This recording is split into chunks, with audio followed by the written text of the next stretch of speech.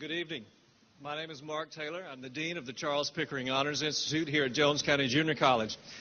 And on behalf of Dr. Jesse Smith, our president, our faculty, our students, and our Board of Trustees, welcome to the MP Bush Fine Arts Auditorium and the final event in our speaker series this spring that brings us to a conversation, What's So Great About God, with Dinesh DSouza and Christopher Hitchens. Just 2 weeks ago, we hosted Jimmy Morris of the Rookie fame, and earlier in the semester, we hosted Dr. Robert Kayette, Chancellor of the University of Mississippi. So we've had quite a diversity of speakers, and we look forward to what these two gentlemen bring to us this evening. I want to, first of all, thank some people who made this evening possible. First is an assistant in my office, Bonnie Warren. Many of you reserved tickets through her. I also want to thank my Associate Dean, Gwen McGee. I also want to thank Carol Bergen and Jim Reed of our Phi Theta Kappa Honor Fraternity and all of our honor students who helped us this evening make this possible. I'd like to ask you to do just a couple of things for us, and this may be very, very difficult for those of you who are our college students, and that is please silence your cell phones. We'd love for you just to turn them off. But at the very least, silence them. And we'd love for you to leave them in your pocket or in your purse during this evening's events. Also, we'd like for you to refrain from walking, especially along the center aisle, because we are videoing this tonight, and it will be, hopefully, by tomorrow at jcjc.tv. Again, that's jcjc.tv. You should find it there. And we would love to see these gentlemen instead of your head as it walks past the camera.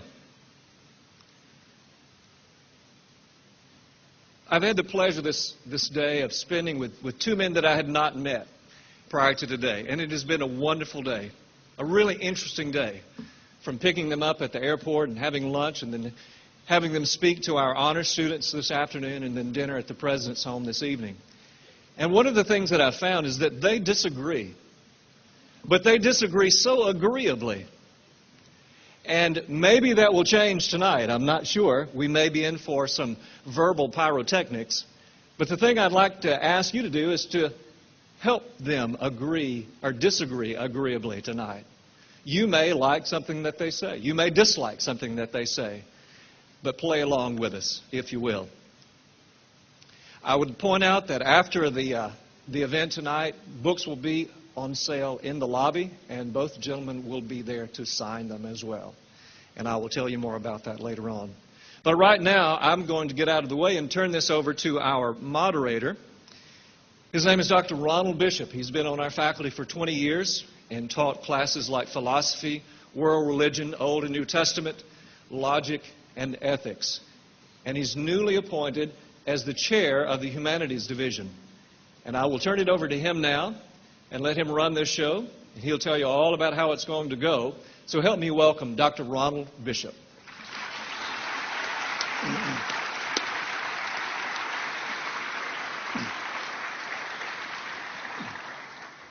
Thank you, Dr. Taylor, and welcome to all of you to Jones County Junior College.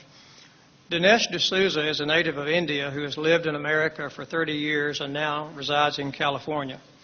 His ancestors were Christians converted by Portuguese missionaries. He graduated from Dartmouth in 1983 and served as policy analyst in the Reagan White House.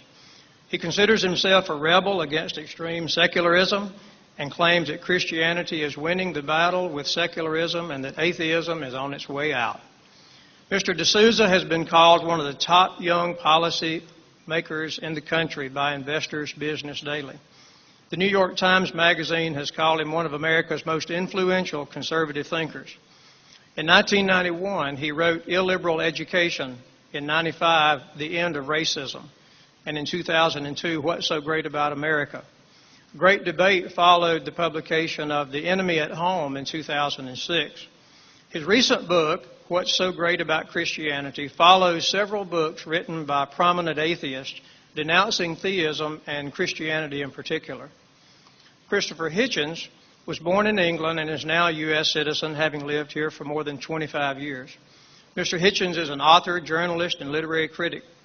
His education began early under the tutelage of Ms. Watts in Dartmoor and continued with a degree in philosophy, politics, and economics.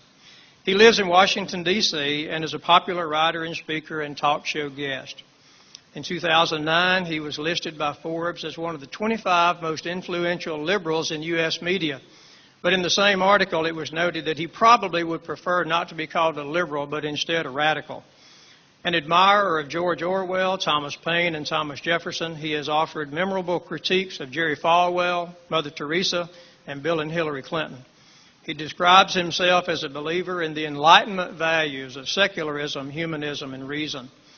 Mr. Hitchens also has written numerous articles and books, among them Hostage to History, Cyprus from the Ottomans to Kissinger, Blood, Class, and Nostalgia, Anglo-American Ironies, The Missionary Position, Mother Teresa in Theory and Practice, No One Left to Lie To, The Values of the Worst Family, and his most recent book, God is Not Great, How Religion Poisons Everything.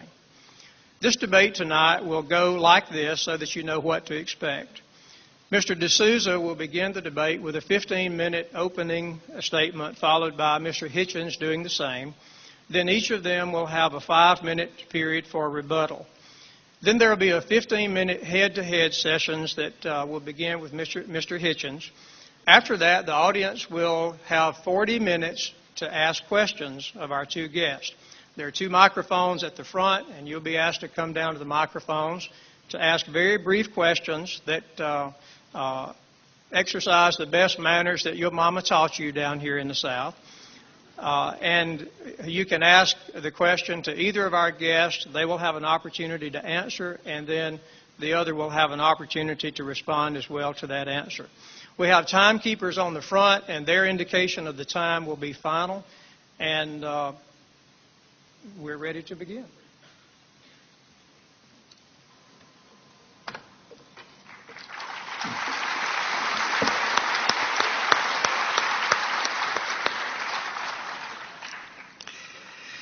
Thank you, Dr. Bishop. That was a very gracious introduction. In fact, I think I might have been the only guy sitting up here going, more, more, more.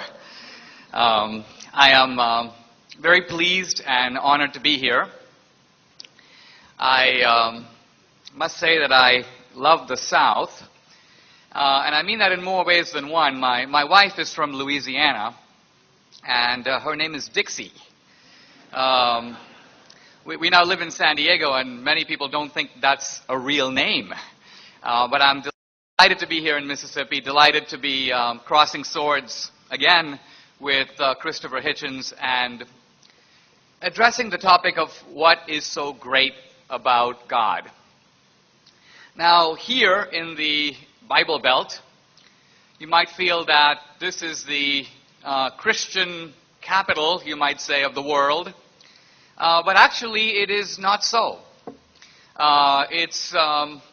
If you want a capital for Christianity in the world, you're probably better to look at Seoul, South Korea. Or you're probably better to look at a village in Nigeria or a favela in Brazil. The point I want to make here, and it's actually a very encouraging point for those of us who are religious believers, is that religion in general, but specifically Christianity, is spreading rapidly throughout the world. In fact, many people think Islam is the fastest growing religion in the world, but it's not true. Islam is the second fastest growing. The fastest growing is Christianity. Islam spreads mainly through reproduction, Muslims having big families. But Christianity spreads through reproduction and conversion. Now, this is a big surprise because just a couple of decades ago, when I was in college, we learned that the world is becoming inevitably more secular.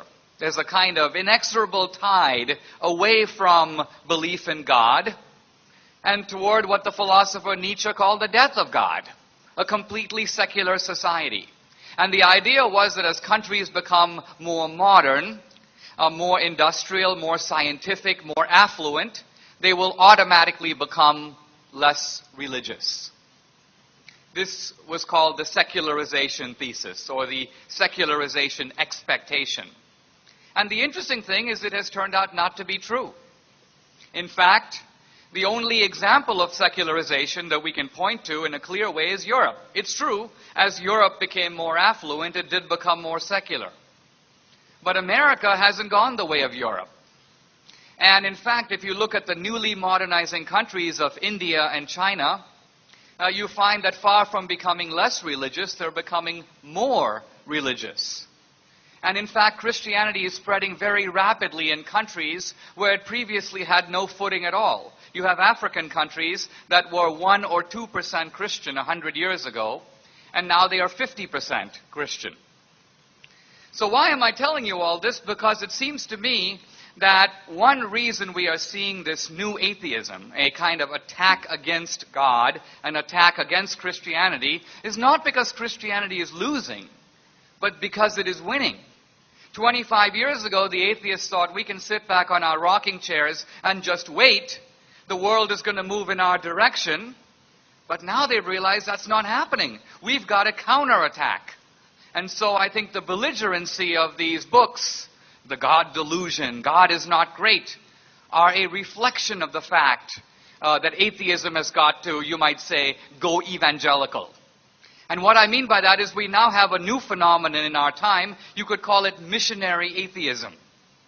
The atheist actually wants to get out there and make converts to his or her cause. Now, what's my complaint about all this? First of all, I want to say that in this debate, my idea is to defend Christianity, but without appealing to any Christian premises. In other words, I'm not going to be citing the Bible. I'm not going to appeal to Revelation. You might almost say I'm going to debate with one hand tied behind my back. But why? Because ultimately I want to engage the secular critique on its own ground, which is on the ground of reason. So our debate will be conducted by discussing history and philosophy and science and politics. But at no point am I going to appeal to any kind of Christian revelation. I'm going to appeal, as Christopher Hitchens claims to, on the ground of reason alone. And one of the complaints I want to make is that the atheist today is actually neglecting the huge influence of God, but specifically the Christian God, in shaping the values of our society, even the values that the atheists care about. Let's set aside for a moment Christian values. Let's just look at atheist values. Values like the idea of the individual, or the right to dissent, or the idea of toleration, or the equal dignity of women, or the idea of compassion as an important social value, the dignity of life, and so on. The importance of science, which a lot of atheists will champion as their cause. The point I want to make is that these values have assumed the importance that they have in the West, and in fact, in some cases, in the world, because of Christianity. Take, for example, the ideas behind the Declaration of Independence. All men are created equal, and out of that comes this entire catalog of rights. And yet Jefferson, who was not a particularly devout Christian, Jefferson generally tended to read his Bible with a friendly pair of scissors, cutting out passages that he didn't like so much and so on. Didn't like the miracles. But on the other hand, when Jefferson sat down to identify the source of our rights, where do these rights, they're supposed to be self-evident. Some people might say they're not evident at all. Where do these rights come from? Jefferson could think of only one source, namely our Creator. Ultimately, it is because we are created equal, you may say, in the eyes of God. That's why it follows that no man has the right to rule another man without his consent. That is not only the basis for opposing slavery, the anti-slavery movement, but you might say it's also the basis of democracy. Modern democracy is based on the idea of what? No man or no person has the right to rule another without consent. Not only have our political ideas, not only do they derive from Christianity, from Jerusalem, you might say, Christianity, and in some cases Judaism before that, but even science has its roots in Christianity. Now, some people will dispute this, but if you think about it, ask yourself this question. We've had all these cultures in the world, and yet modern science, the scientific method, what Whitehead called the invention of invention, that occurred only in one civilization, namely Western civilization. In fact, it occurred only in the civilization historically called Christendom. Why is that? Why did science develop here? Aren't there smart people in other cultures who also wanted to figure out stuff? The truth of it is, science developed in Western civilization because it is based on a Christian assumption. And what is that Christian assumption? It's the assumption that nature, or the universe, is intelligible. In other words, that nature follows predictable laws.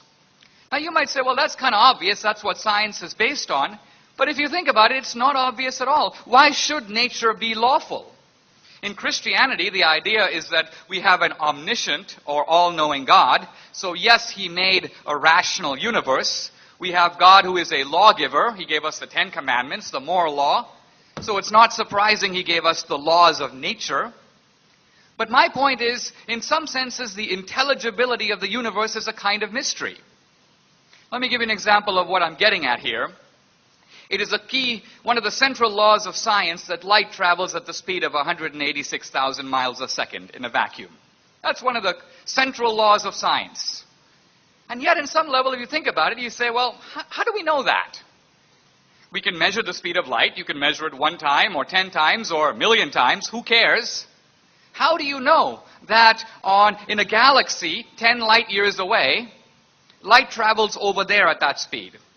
Has anybody measured it over there? No. We're simply guessing that because light is measured traveling at a certain speed over here, it must travel at the same speed over there. And not only that, but we assume that light that travels 10,000 years ago or even 5 billion years ago, light also traveled at the same speed, although there's absolutely no way to verify that. So how do we know that? We're assuming a lawful cosmos. Now again, when you go to other cultures, you see right away how this assumption is immediately called into question. The great Muslim thinker Al-Ghazali says, human beings can follow laws. If you're driving on a street, you see a stop sign, you stop. But that's because we are intentional and purposeful agents. He says, how can inanimate objects follow laws? How can an electron know what to do? And Al-Ghazali says the whole universe exists in the mind of Allah. Everything happens at every second because Allah wills it to be so. There's no other way it can happen. The point I'm trying to get at here is to show that it is only in Western civilization, it's only in the orbit of Christianity that we have this idea of a rational, intelligible, lawful, mathematical universe. And while people often talk about science as opposed to Christianity, if you were to make a list of all the great scientists of the last 300 years, a list that would surely include people like Galileo and Copernicus and Kepler and Leibniz and Pascal and Boyle and Newton, you'll discover that the vast, vast majority of these scientists not only believed in God, but most of them were specifically Christian. So Christianity, in a sense, is the author not only of many secular values, but also of the science that is today invoked against Christianity. I've spoken a little bit about the legacy of Christianity. I have a lot of material to cover, and my time is so limited, so I need to adopt the motto that King Henry VIII used with one of his wives. He said, I can't keep you too long. So I need to fast forward a little bit. And now I want to talk, if I may, briefly about morality. And I want to try to show that one of the things that's great about God is God ultimately is the moral lawgiver of the universe. The first thing I want to show is that morality is universal. This is very obvious. We all have, if you can. By the way, some people think we get our morality from the Bible. But that's not strictly true. I tried to remind myself when I first read the 10 Commandments, did I read the 10 Commandments and say, oh, let me see, stealing is wrong. Wow, unbelievable. I had absolutely no idea. Killing is wrong. That's another big surprise. No, the truth of it is when I read the Ten Commandments, I already knew them.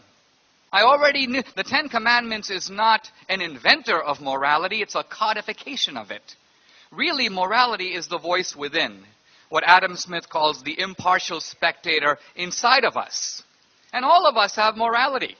I was speaking on the campus the other day, I said, look, if we were to bring a little dog into this room, and Christopher Hitchens were to get up and start stomping on it, there would be a tremendous wave of revulsion throughout the room. And someone in the audience shouted, well, what if it's a cat? I said, well, then we'd all be equally entertained. But nevertheless, the point is when we acknowledge within us the existence of a moral law, remember that law cannot come from nature. And here's why. Nature is simply a description of what is the case. Nature is a description of reality as it is. Morality is a description of reality as it ought to be. And that's two very different planes of existence. The way things are and the way things ought to be. Nature supplies the former, but it does not supply the latter. So what is the source of morality? Where do we get this little voice of conscience inside ourselves that seems to speak with unimpeachable authority? I mean, we can dispute our conscience. One of my friends says, I'm always wrestling with my conscience and I usually win. But what he's trying to say is my conscience is an acknowledged authority. I might not go along with it, but I don't dispute the unimpeachable power of what it has to say. And my point is, what is its source? I think it makes more sense to think of conscience as transcendent, which is having, you might say, a non-natural or, I would say, supernatural source, than to try to account for it in natural terms, which is simply to confuse the way things are with the way things ought to be. I now want to turn to an argument for the existence of God and for belief in God that I think we would do well to consider, particularly if we are not strong atheists, but you might say sitting on the fence.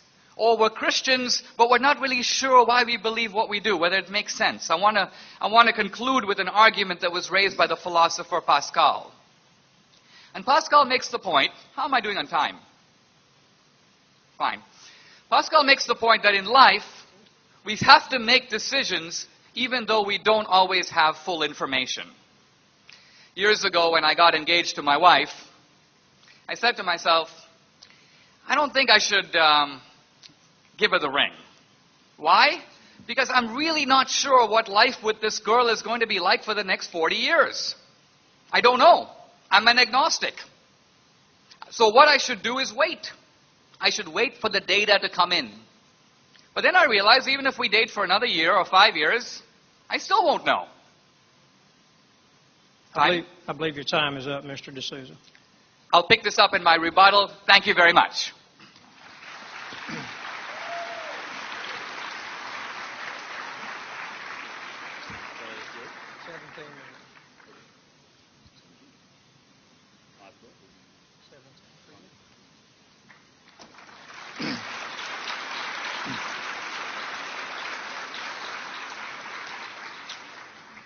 Well, Mr. President, ladies and gentlemen, thank you very much, brothers and sisters, comrades, friends, for coming.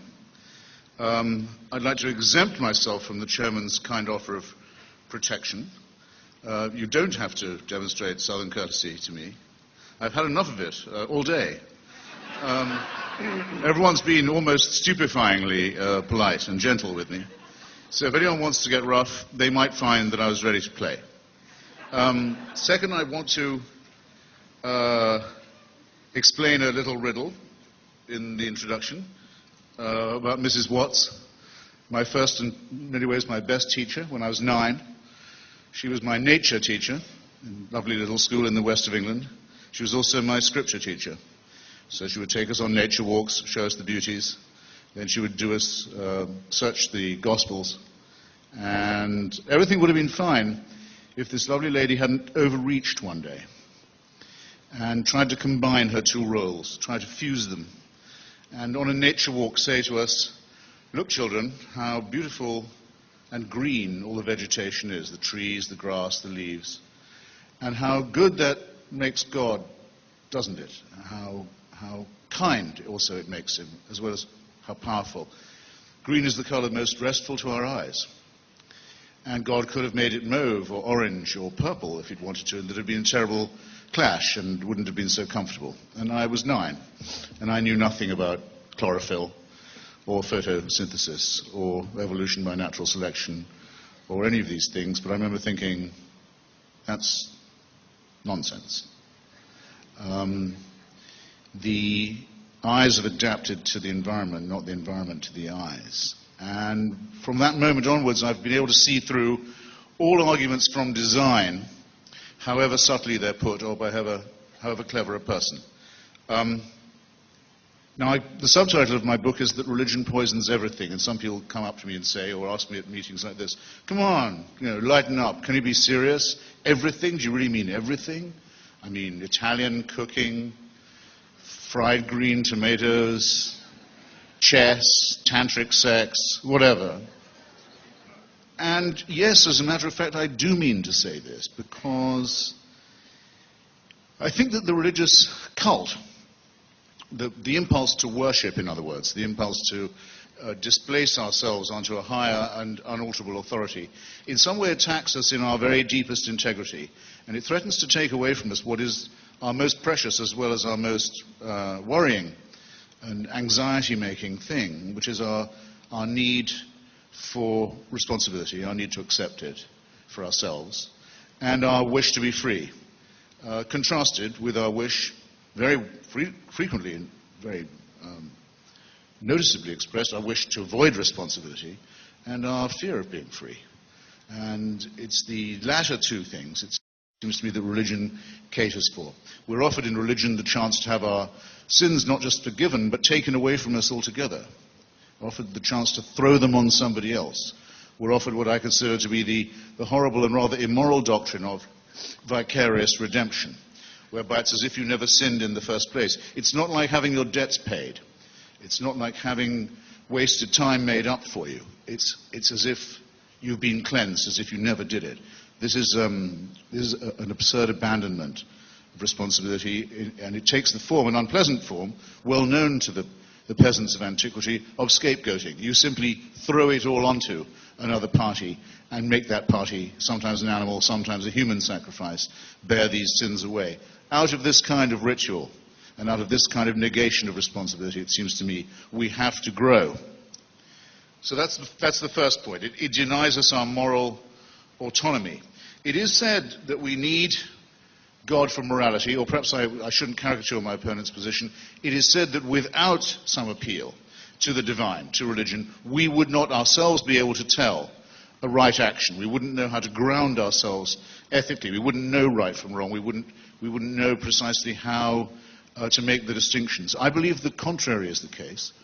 I believe that my mother's ancestors, if they ever did really spend all that time getting to Mount Sinai, which I think is, by the way, a mythical story, but never mind, let's take it as true for now, would not have got there and would not have got that far if they'd been under the pre-existing impression that adultery, perjury, murder, and theft were all fine.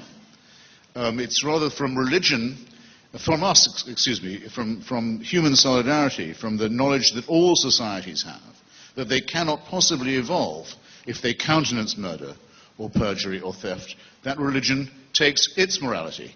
The stuff that's in the Ten Commandments, Dinesh, that isn't to do with human morality, is often highly immoral. For example, it's forbidden even to covet other people's goods or achievements. And by the way, among their goods are included their wives, their womenfolk, who are lumped in with chattel, which goes to show that these commandments are created by men and not by gods. They're created by the agricultural and masculine values of the time. It's not a small point. But there's nothing, for example, to condemn the abuse of children. There's only a vague demand that parents be respected. After all, this is coming from, apparently, a father. There's nothing against racism. There's nothing against slavery. There's nothing against genocide. Partly because in these and ensuing chapters, all those things, racism, genocide, slavery are actually going to be not just recommended, but enjoined, made an actual injunction on the children of Israel. They're going to be told to do these things. So it seems to me very obvious that what is known as religious morality is partly man-made, and it shows. It shows that it's made by a greedy and cruel, partly evolved, fairly highly evolved, let's not run ourselves down too much, primate species that turns out on examination to be, as we now know, 1/2 chromosome away from a chimpanzee. Well, the other objection, and it comes out of this one, is that religion gives us a false picture of moral reality. If it were true that religion was the source of morals and ethics, then you'd have to be able to answer the following two questions that I'm going to pose to you, and take your time to answer them, and we have plenty of time to discuss this when we move to the public phase of this evening. You have to name for me a moral action committed or an ethical statement made by a believing person, by a person of faith, that I couldn't make as an unbeliever. Okay? I've challenged the Archbishop of Canterbury on this in public, and many other spokesmen of many religions, and I've not yet had a persuasive answer. You have time. Think of something I can't do that's moral, or I can't say that's moral or ethical, because I'm not a believer. Take your time. Now there's a corollary question. Think of a wicked thing done, or an evil thing said by somebody purely because they are a person of faith. You've already thought of one. You don't need any prompting from me. The suicide murder community is almost entirely faith-based. The genital mutilation of children is exclusively religiously motivated. Sins that hadn't been thought of before, things that we've hardly had time to think of condemning, are actually advocated by men of God, and often in the name of God, as a matter of obedience to his will. So just bear in mind, ladies and gentlemen, if you do want things to get a little warm later on, that I, for one, will take it as extremely insulting if any person of faith makes the assumption that their faith gives them a moral edge on me.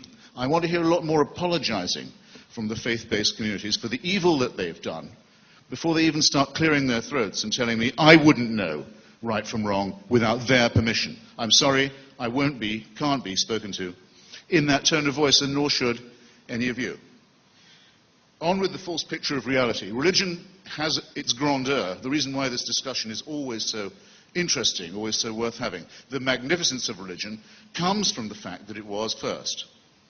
It was our first attempt. It's our first attempt to make sense of the cosmos, our first cosmology, our first attempt at philosophy. In many ways, and in some of the books, our first attempt at literature and poetry.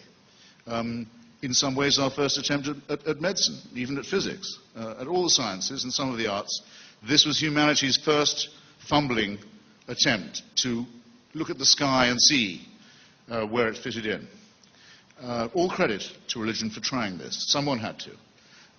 But because it was the first, it is also in many ways the worst. What happens when you don't have a germ theory of disease and you wonder where the plagues are coming from?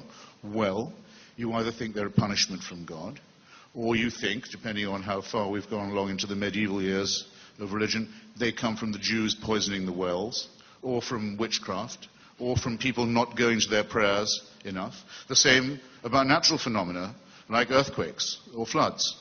There must be a supernatural explanation for things that, of course, we now know can be much better and more accurately explained for us.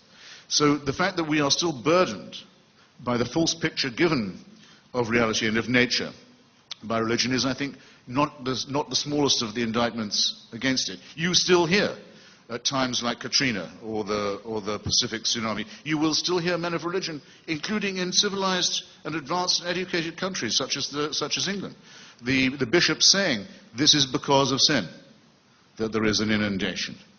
And out of this, it seems to me again, we must teach ourselves as developed humans, evolving humans, to grow. There are essentially two choices once we've got past the fearful childhood of our species and the terror with which we had to face reality in those days. We can either say of ourselves and to ourselves that we are here because of a divine design, or we can admit that we are here because of processes we don't fully understand, but that are cosmological in the first instance, the Big Bang, and Darwinian, to give it a shorthand, the consequence of evolution by natural selection and random mutation in the second. Now, it's an interesting thing that religion now wants, having fought very strongly against cosmology, having fought against any discovery that threatened the idea of a man and God-centered Earth that was itself the center of the solar system, that was itself the center of the universe, and having fought very hard and still fighting against the idea of evolution by natural selection. The great thing about being religious is this: when the evidence against you becomes overwhelming, and you can see the amazing intricacies of the Big Bang and the extraordinary matter of the Hubble red light shift and the things we can now see through Mr. Hubble's telescope, and when you see the extraordinary variety of species, religion says, come to think of it, that is true. In fact, it shows that God was even more ingenious than we had thought him in the first place. What's my objection to this kind of argument? Well, of the many I could make, the first is simply this: it's completely impossible to refute. Because every time any new evidence comes to light, it's claimed for, well, it fits with the unoverthrowable theory that we already had.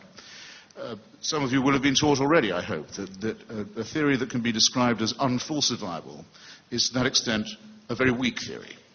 And that seems to me to apply with overwhelming force to the religious or godly explanation of our presence here and the natural phenomena around us. I can imagine, a little pressed for time. Can you give me a rough idea? Okay, that's not long.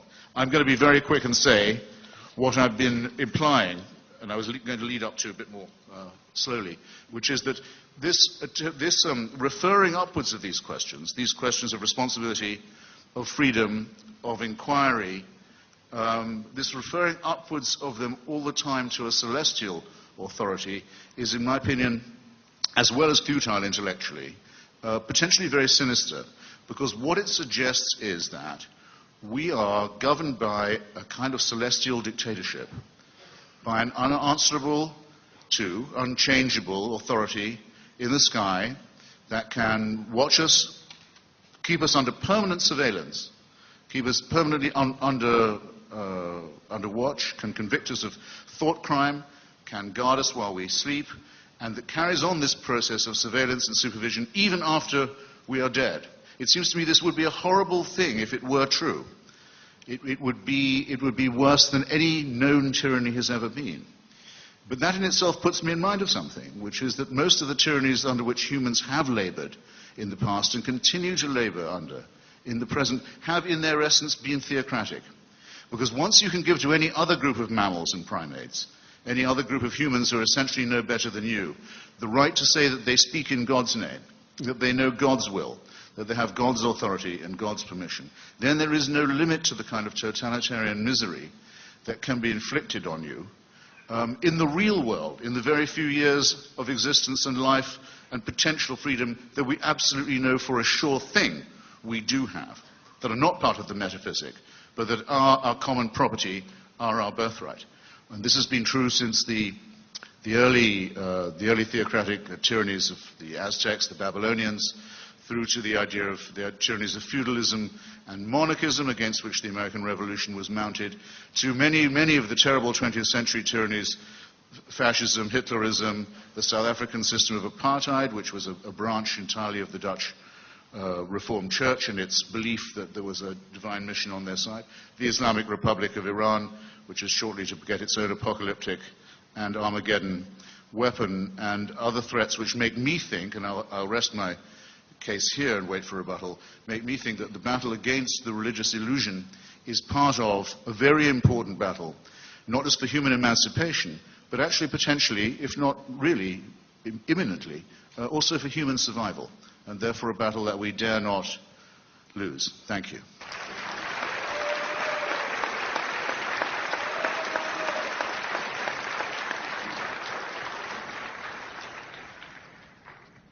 We accidentally let Mr. DeSouza go over time for 3 minutes.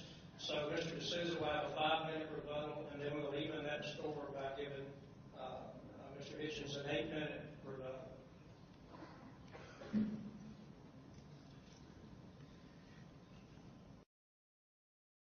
I must say that in Christopher Hitchens, as you heard, we have a formidable advocate for atheism.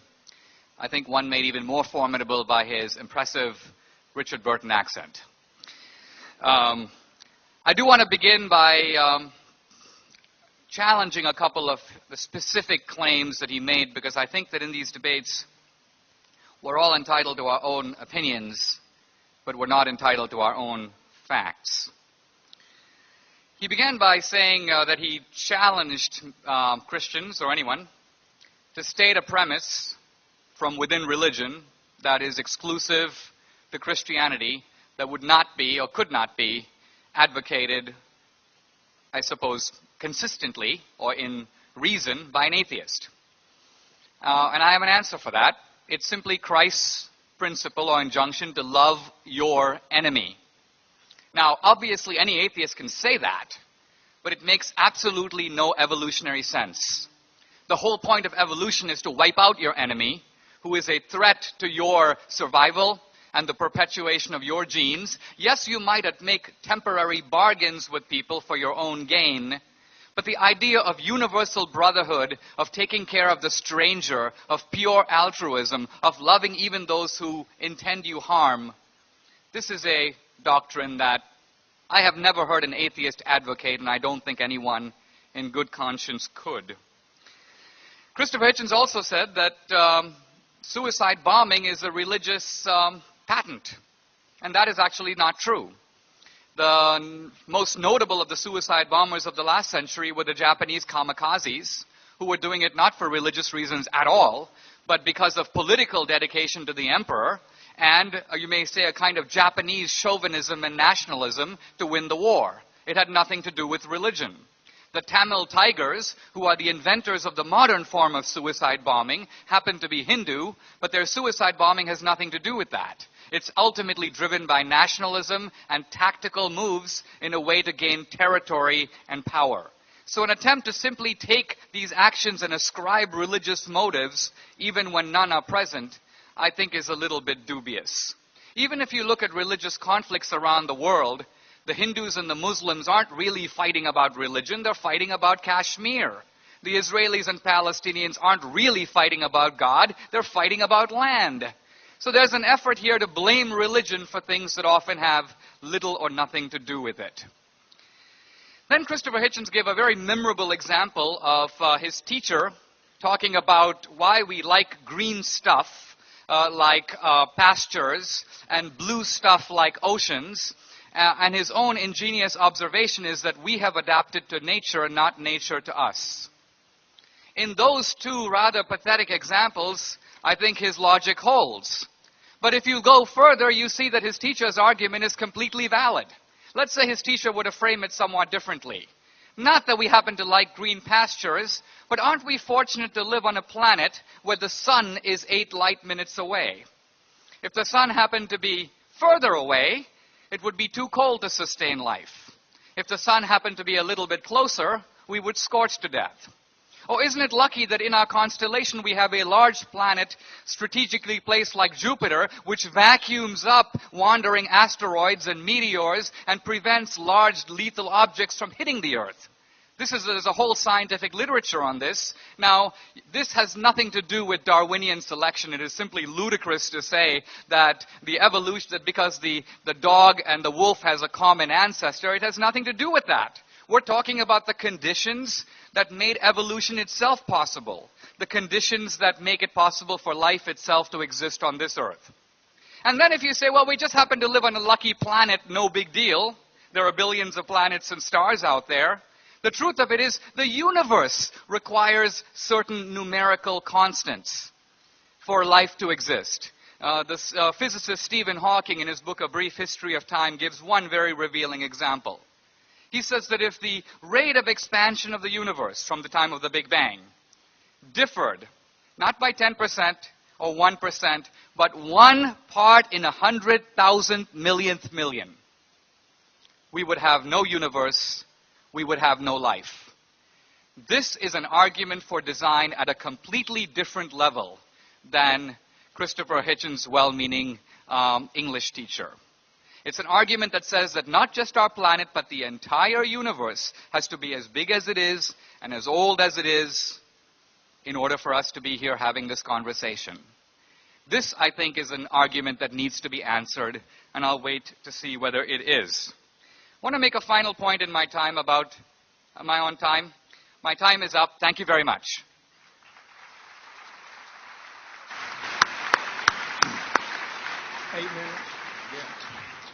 Mr. Hitchens will have 8 minutes, timekeepers. Okay, well, I'll do it directly, because this is starting to be fun. I don't want to change the goalposts, of course, but I don't actually think that loving your enemy is always a moral injunction. There are some enemies I don't love, and I don't think I should. It's not my right for people who might want to kill you and your children, or kill my children. It's not my right to love these people. It's my duty to destroy them, to defeat them. There's nothing moral about saying, let them have their way, turn the other cheek. That would simply be my political, my secular, rather than my theological view. But I do think there is a problem with the rest of what Dinesh said on this point. The other injunctions about love, and we'll stay just with Christianity for the moment. A problem I always had with it was compulsory love. Not you're compelled to love your neighbor, or even not just to love him, but to remember to love him or her as you love yourself. An injunction that actually cannot be obeyed. Nobody with any integrity and self-respect can have the same regard for another person as he has for himself and perhaps his family. It's not to be expected. It's more than can be demanded. It's a work of supererogation. And it has the sinister corollary that because you know you can never quite do it, you're always falling short. You must always flagellate yourself for failing to come up to this magnificent idea. You're always going to be guilty again. You can't possibly be right. You're always in a state of sin. And this has the connotation, again, of the totalitarian, a law you cannot obey. Further, you're supposed to return this love to someone who is your creator. And you're told, in addition to being compelled to love this person, you must also fear him. Is there not a problematic element here? Compulsory love for a being, a supreme being, of whom you must also, at all times, always be in fear. When I think of this, the image I get is of George Orwell's Big Brother in 1984, where adoration is extracted from people who are in a state of holy terror. It doesn't seem like morality to me. Now, the so-called golden rule, that we should have the same consideration for others that we expect them to have for us, is a very fine rule in its way. It has a limitation I'm about to mention, but it's a decent enough rule, and it's not hysterical, and it's not totalitarian, and it doesn't demand the impossible of people. Don't do to another what would be repulsive if they did it to you. We know that that was said by Rabbi Hillel long before Christianity, Babylonian rabbi. Something almost exactly in that form of words also appears in the Analects of Confucius. So it predates monotheism altogether. Some such idea is obviously innate to us. It's commonsensical. The limitation, I'll just mention it conversationally, is it's a rule that's only really as good as the person who's uttering it. The person who's uttering it must be a person of average moral character, because there are many people, let me think of an example. Well, Charles Manson, for example. It's ludicrous for me to say of him that I don't want anything done to him I wouldn't want done to myself. Obviously, I want different things to happen to Charles Manson. I don't judge it by what I think I'm entitled to. So the rule is in danger of becoming tautologous and of breaking down. And that's why I don't think that there are, in that sense, religious or moral absolutes. And why it never makes any sense to say that we wouldn't know right from wrong if we couldn't refer it upwards to the unseen celestial court. There will always, unfortunately, be ethical and moral approximations. And that's part of the curse of our mammalian condition. Now, I deliberately did not say that suicide bombing, I think the record will show, was an exclusively religious monopoly. I said it was almost exclusively a religious monopoly, because I know myself about the Tamil Tigers, and I agree with what Dinesh said about that.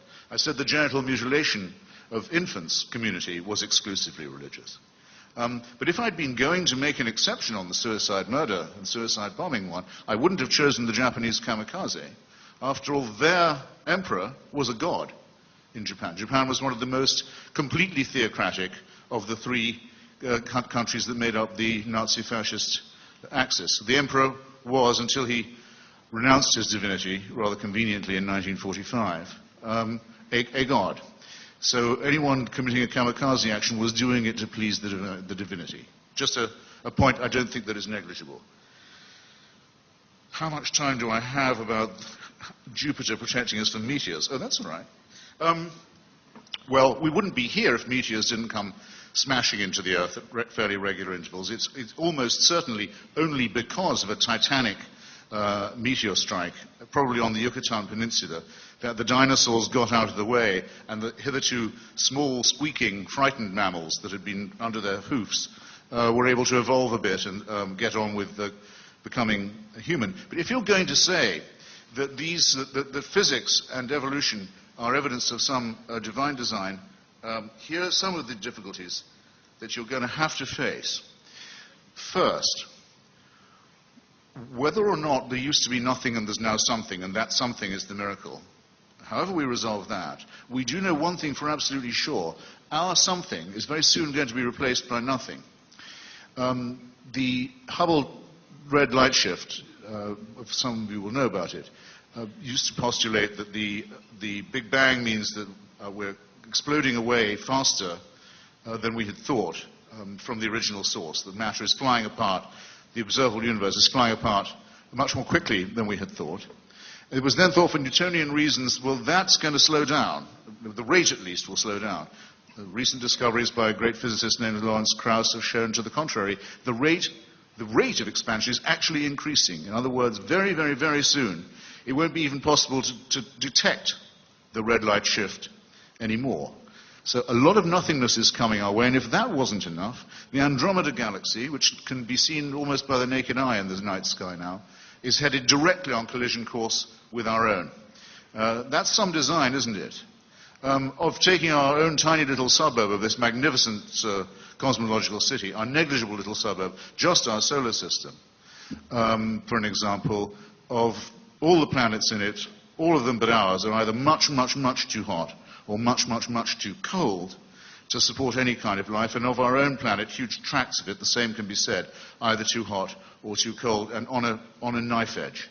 And we've only been on it for about 100,000 years minimum, 250,000 years maximum, and our tenancy on it can already be seen to be very short term. And in the meantime, we've discovered that of all the species ever put on this planet, or to have occurred on it, I mean to say, 98 to 99% have already become extinct.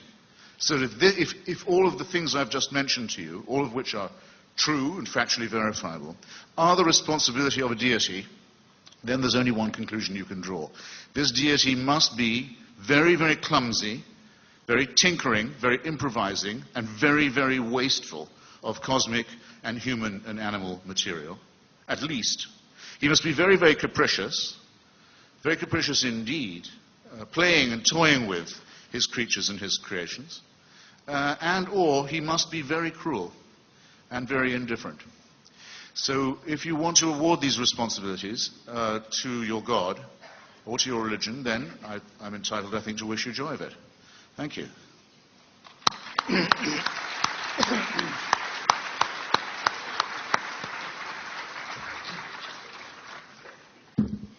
Okay, we begin now the 15-minute head-to-head session, and Mr. Hitchens will begin by questioning Mr. DeSouza.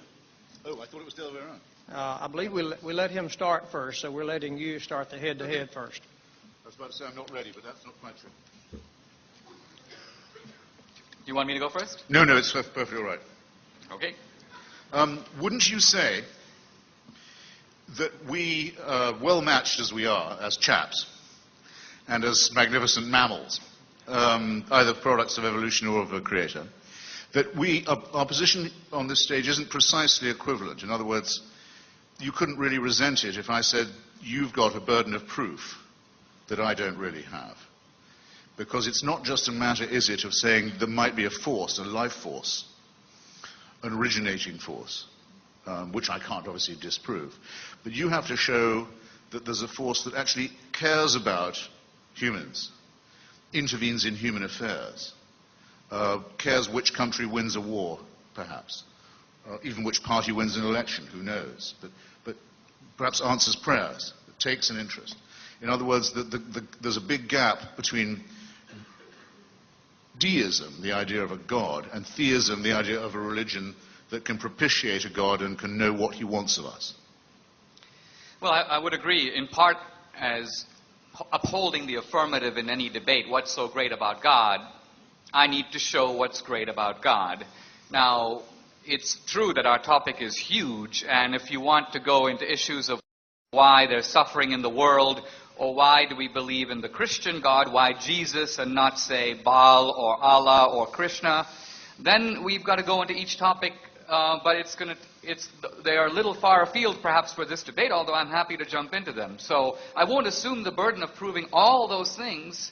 I'll assume the burden of proving the resolution of what's great about God, and then if you want to pick particular aspects of it, I think we'll have to engage on those specifically. Well, I mean to say, perhaps I'll try and rephrase it a little, that I see no reason to believe in the existence of any supernatural dimension, either cosmologically or on Earth, or in human life. I can live without it, and in fact I think everyone does live without it, whether they believe in it or not. You clearly don't think that, but you also think that salvation is attainable by this. It's not just a matter of proving that there might be a supernatural dimension, but that if you believe in it in the right way, your sins can be forgiven, you can be saved, and you can have an afterlife, a blissful one, that will go on forever. Now, don't you think that's quite a high burden of proof? Yes, but I think that a lot of those things flow out of the premise of God. For example, there are a lot of things unbelievable in themselves that are completely believable if you posit God. For example, miracles are, if someone were to tell me, I know a way to make my hand grow twice as long, I would say that's preposterous. On the other hand, if he told me that there is an all-powerful, omnipotent, supernatural being ruling the universe, and if I pray to him, he has the power to make my hand grow long, that becomes less unbelievable, doesn't it? Not to me, no. No, because, well, but once you concede the premise, if you thought there was a supernatural being, you don't think he could do it. No, but both claims are equally absurd. No, but right. So then you're essentially giving me a false burden, because you're saying, Dinesh, not only do you have to prove the existence of God, you've got to prove these 10 other things, even though if I prove the first thing, all the other 9 would logically follow. You may not accept the first one, but you can't pretend like I need independent proofs of the other 9. Well, no, I'm just simply saying I don't think theism does follow from deism. In other words, you get to the point which Spinoza arrived at and Einstein arrived at, and many other scientists and philosophers have arrived at by saying, well, there's enough harmony and majesty in all this for us not to be able to say or even want to say that there may not be a hand at work somewhere. But you can't get from that to a personal God whose mind you can know, whose will you can obey, whose help you can enjoin. Well, I would agree. All your work is still ahead of you, in other words. I think that deism is a form of theism. It is theism light, you might say. I wouldn't put Spinoza on that category. He was more of a pantheist. Yes, okay. On the other hand, I think that deism does posit a supernatural creator, but somehow makes him an absentee creator. He started the clock, and then he stepped back. So it's a little bit of an idea of a lazy God. It's not my idea of a God. But on the other hand, deism may be one way to start on a full proof of theism. Then, okay, fine. Then let me ask you a related or subsequent question. Given the number of gods there have been, you touched on, you've named some of them, Baal, Dagon, Thor, Artemis, anyone could come up with quite a long list. H.L. Mencken once got the list up to something like 10,000, the gods that we know have been worshipped. It seems to me that we have 3 possible alternatives. Let's not even say possible, thinkable alternatives. One, that all of these are false. In other words, that the proposition God made man in his own image is exactly the wrong way around. Instead, men made many gods in their own image. So either they're all false or they're all true, which, as I say, is only just thinkable because it's obviously nonsensical, or only one of them is true. And actually, if you chose that to be Christianity, you'd have to say, if you're a real Christian, it seems to me, only one version of that Christianity is true, because many of those are mutually incompatible. Now, do you really think given the odds and given the scope and the scale of it, that the third answer can be the correct one? Not only do I think it can be, I think that you can give reasonable grounds why it is. See, I think the strength of this argument or the lack of strength of it, can easily be seen by purposes of an analogy. If I were to say, if we look at the ancient world, you have a number of philosophers, Thales, who thinks everything is made of water, and Heraclitus, and Parmenides, and Democritus, who thinks you have atoms. And just because we've got all these competing rival theories, it's probable that none of them are right, and there really isn't a theory that is right. Well, it turns out that Democritus was the closest. His atomic theory, actually, looking at it, making allowances for the difference of time and era, it's not that because you've got many theories, one is bound to be wrong. In fact, you could say that because all these religions represent human efforts to reach the supernatural, the fact that you've got so many efforts shows that it's quite likely that some efforts are closer than others. It's sort of like a way of saying, we're all trying to get up to the light up there. There are going to be different attempts, different theories for how to do it, but some of them may approximate better than others. But, Dinesh, and one might actually be the closest. But surely that's not really an analogy. I mean, conflicting accounts of observable natural phenomena. Right? He's saying, what are the constituent elements of matter? We can see that nature is here. Is it all water? Is it all air? Is it phlogiston? Is it atoms? That's completely different from saying, whose God are you going to worship? And by the way, scientists do not kill each other for coming up with different interpretations, nor do they sentence other people to eternal paradise or torment for getting it right or wrong. Religion is something else than an opinion. I hope you'll agree. It is, but let's a faith. Let's look at that. It's a faith with a big promise attached to it. I wouldn't say that exactly. Here's why. Let's say that you've got a human level over here, which is to say the level of terrestrial man. Let's say that we have a divine level, which is perfection, perfect beauty, perfect goodness, perfect truth over here. I would say that the Eastern religions are trying to cross this huge chasm by diagnosing a problem. And the problem is essentially the word that we begin our sentences with, I. So if you can get rid of the self, the idea is, then you can achieve nirvana, liberation. Now that is not faith, that is actually a specific moral remedy for a specific human problem. Judaism and Islam have a different remedy. Here's the human level, here's the divine level. Here are a set of codes and commandments and diets and regulations. Pray 5 times a day, look in the direction of Mecca, observe Ramadan, and this ladder will take you human step by step to God. Christianity says, no, this is a noble effort, but it's not going to work because the gap is too large. If it's going to be closed, God has to close it. This guy up here has got to come down to the human level. That's the only way to bridge the chasm. Now, again, I haven't appealed to Scripture. I haven't appealed to faith. If you agree that I've given a reasonable approximation of the human problem, you can just assess this is the Eastern solution, this is the Islamic and Jewish solution, this is the Christian solution. Which one seems to make the most sense? Well, you did begin by a self-denying ordinance and say you weren't going to postulate revelation. But if I you're didn't going appeal to revelation. No, but your model just now would necessitate that, wouldn't it? And say, no, you're not building up to God. God is coming down to you. That must mean a revelation in the sense of an intervention. No, but Christopher, my point is, I'm not appealing to revelation as a source of authority. What I was trying to say here is there are 3 competing explanations, and one of them is going to make human, intellectual, and experiential sense. But so I wasn't appealing to revelation in that sense. But you would agree, wouldn't you? I think you'd have to agree that anyone's entitled to say that all 3 of those would be false. Well, of course you could, but you could reject the premise that there is a way to cross the chasm, and that would be the atheist position. So that would be a way of saying, no, we've got a livid level down here. There's just no way. This is simply a hocus-pocus level. This pure perfection and beauty is a myth. This is the way we are, where Darwinian primates get used to it. That would be a 4th position. So tell me. I can almost see why people hold it when I hear you talk. Listen, because we are doing God, not just Christianity, and I guess I've probably only got about 1 or 2 questions left, and it's a matter of the majesty and grandeur of religion and God in general that we're talking about.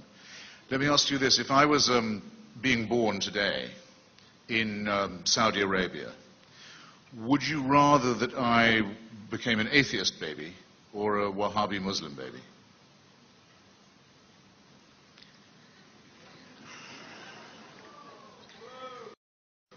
This is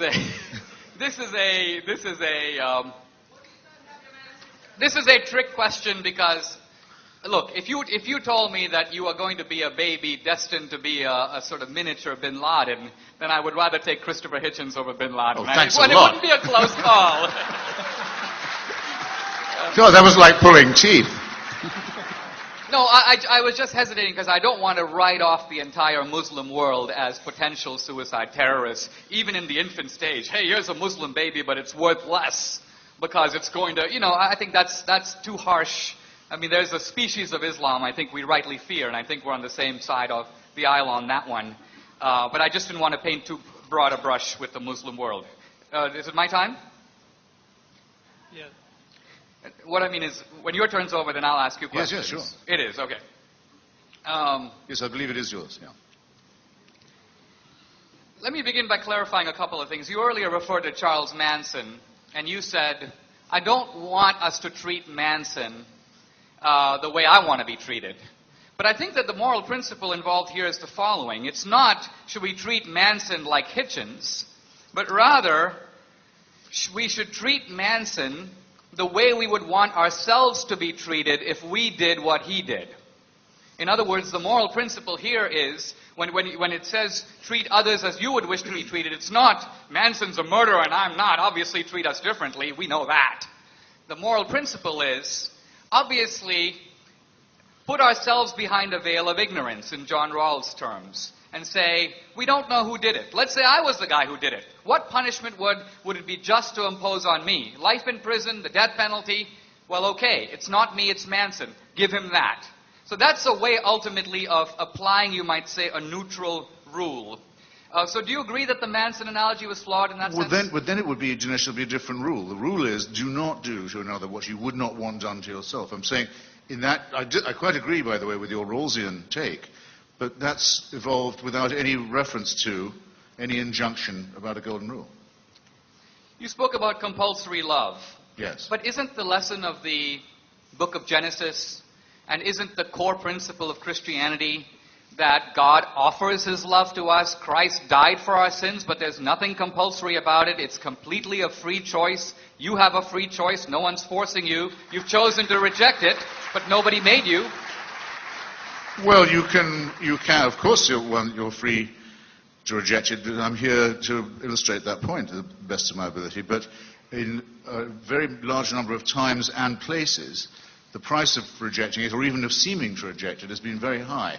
And not just in the sense of eternal punishment after death, but extreme punishment and persecution during the only life one actually has. So I'm thankful, very grateful to you, naturally, for giving me my manumission. But I don't actually think I need your permission to be free on this point, or the permission from the divine either. That's being unfree. It's like saying, of course if people ask me, have we got free will, I say yes. Of course we have. We have no choice. At least I know I'm being ironic, and that the irony is somewhat at my expense. But if you say, of course we have free will because the boss says we do, you've advanced the argument not at all. It's analogous to that. Okay, that's the end of our head-to-head session. Thank you both, gentlemen. What? I thought he had 15. 15 minutes. Oh, but you know what? I think we misfired a little bit in that we were initially intending to go back and forth, but we carved the time, and he took the bulk of it. Let me have a couple more questions, and then we're happy to move it. I think he should, don't you? Yeah. Are you happy with that, Mr. Hitchens? Yes, I think I unintentionally overrun my time this time. Sorry.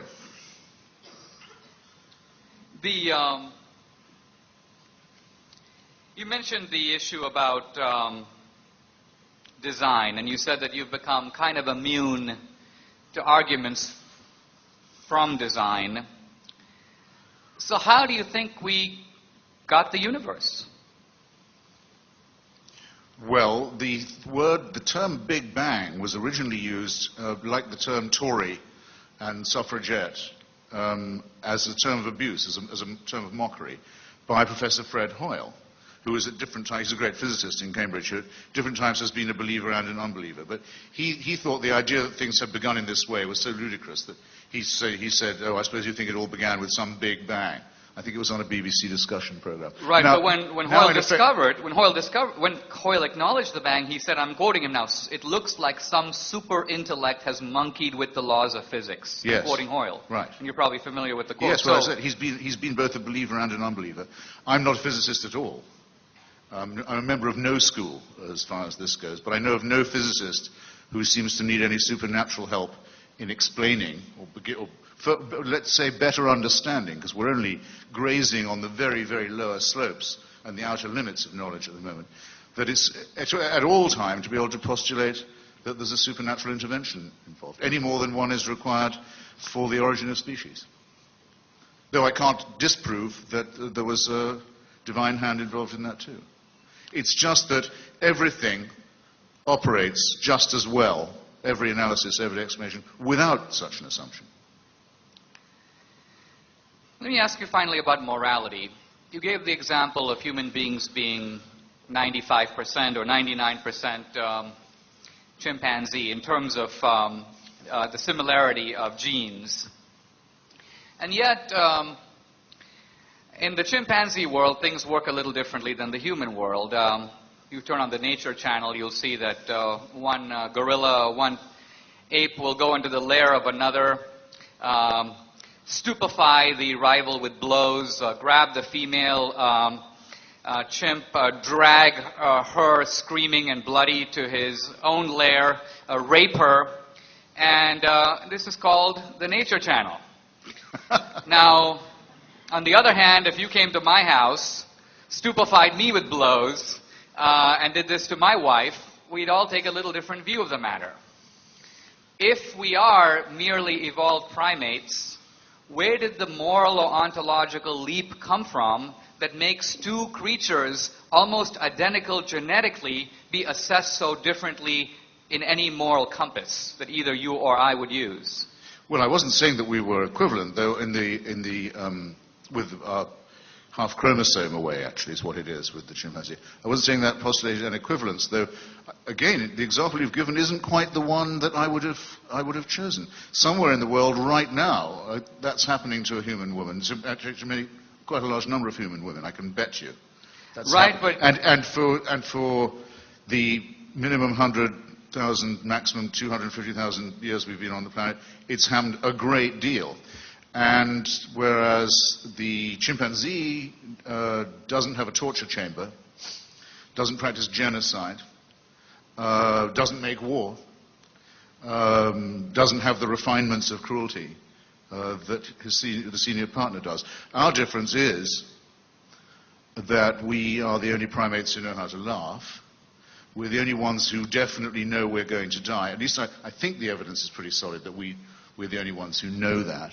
And we're the only ones who make gods, and we're the only ones who think we can cheat death or that an exception will be made in our own case. But it seems to me that gives us more in common with primates rather than less. But what's in common is the behavior. The point I wanted to highlight is what's different is that in every human community, this kind of behavior would be seen as abominable. In other words, it's the moral evaluation that makes the difference. Obviously, you can find, that's why we use the term bestial conduct. You will find bestial conduct among human beings, but the difference is we assess it differently. You never get the idea that in the chimpanzee world, there's a small United Nations issuing declarations of chimpanzee rights. In fact, one of the interesting things about the debate about animal rights is that animals never seem to respect them. So the point I want to make is there is this huge ocean between the is and the ought, and it appears to be crossed only by our species. Now, doesn't that demand some kind of recognition instead of simply saying we're also capable of more evil, we're more capable of more good, and we're more capable of more evil, and we're more capable of the moral standards to know the difference. That's what makes us human. That's fine, except that I don't think I can fully share the premise. I mean, as a matter of fact, in the great state of Mississippi, not very long ago, the rape and torture and bloodying and cudgeling of a woman would have had the sanction of law, and indeed of religion too. But so it's just not true to say that this difference is any criticism of my pointing out that these are our close cousins. I'll close on this point, but it seems that your exception proves my point. The only way that human beings can do that is by excommunicating the person you do it to from the human species. So in some senses, you've got to make the other person less than human or non-human to justify doing it to them, and far from being an undermining of morality, that's a confirmation of it. Fair enough. Okay.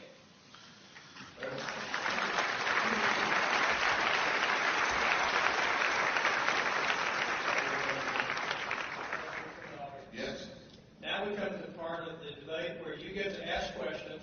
If you have questions for either of our participants, please make your way to one of the microphones at the end of the aisles. Please ask brief questions. Direct them either to Mr. Hitchens or Mr. DeSouza.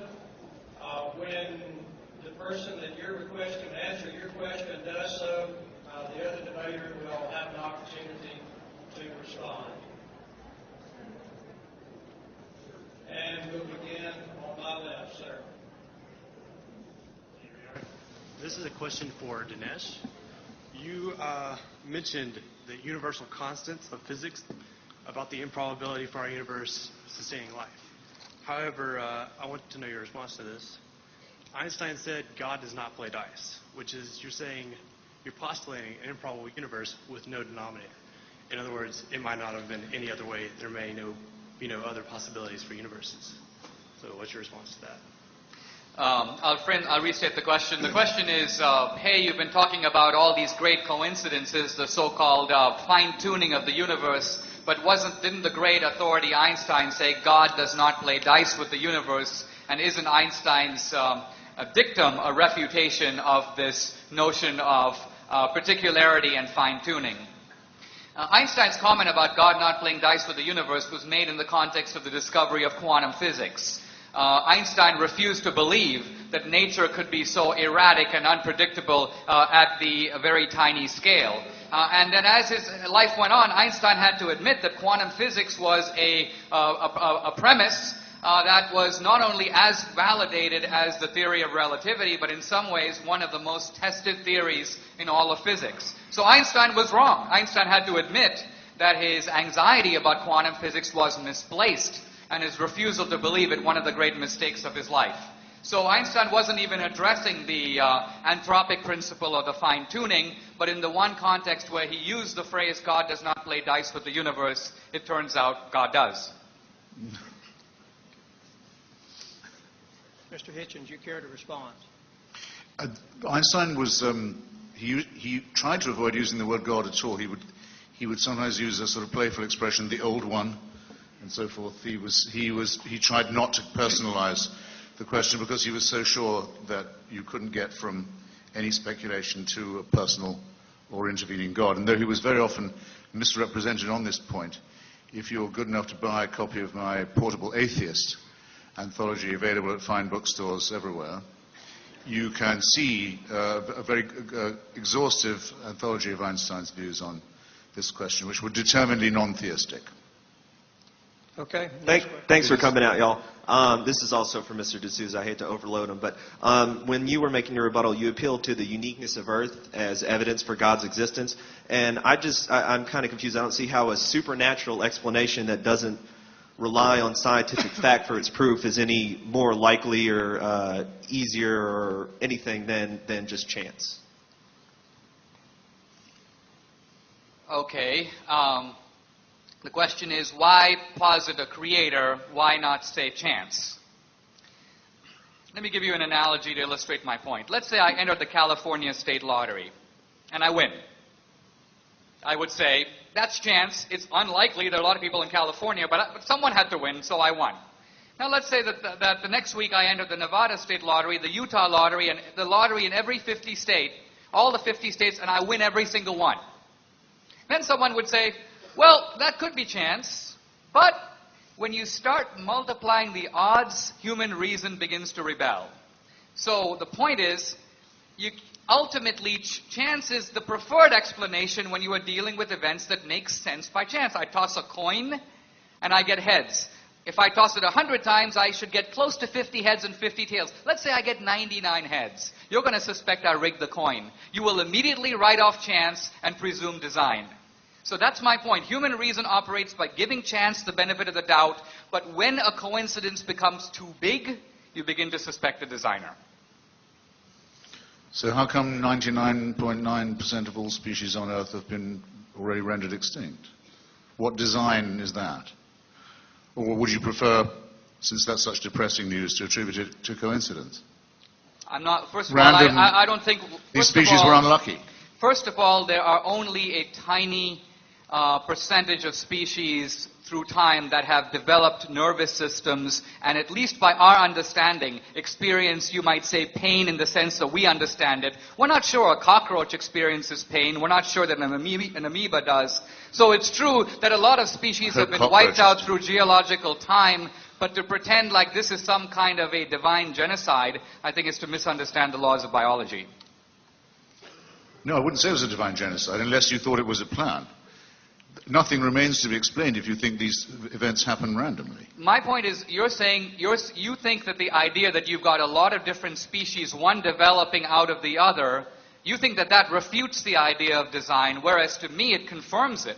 If you have a few simple laws that are, you might say, not only, Richard Dawkins in his book, The Blind Watchmaker, says, isn't it amazing we have a watch? And then he says, nature is the blind watchmaker. And he goes on in the book to describe what could be called a watch factory, called evolution, that magically produces copies of itself, watches, and other things, which survive according to nature's laws. And so he finds a watchmaker factory, and he goes, this doesn't require explanation, this is due to chance. Wait a minute. If you have to explain a watch, you also have to explain the watchmaker factory. It's a rather ingenious device.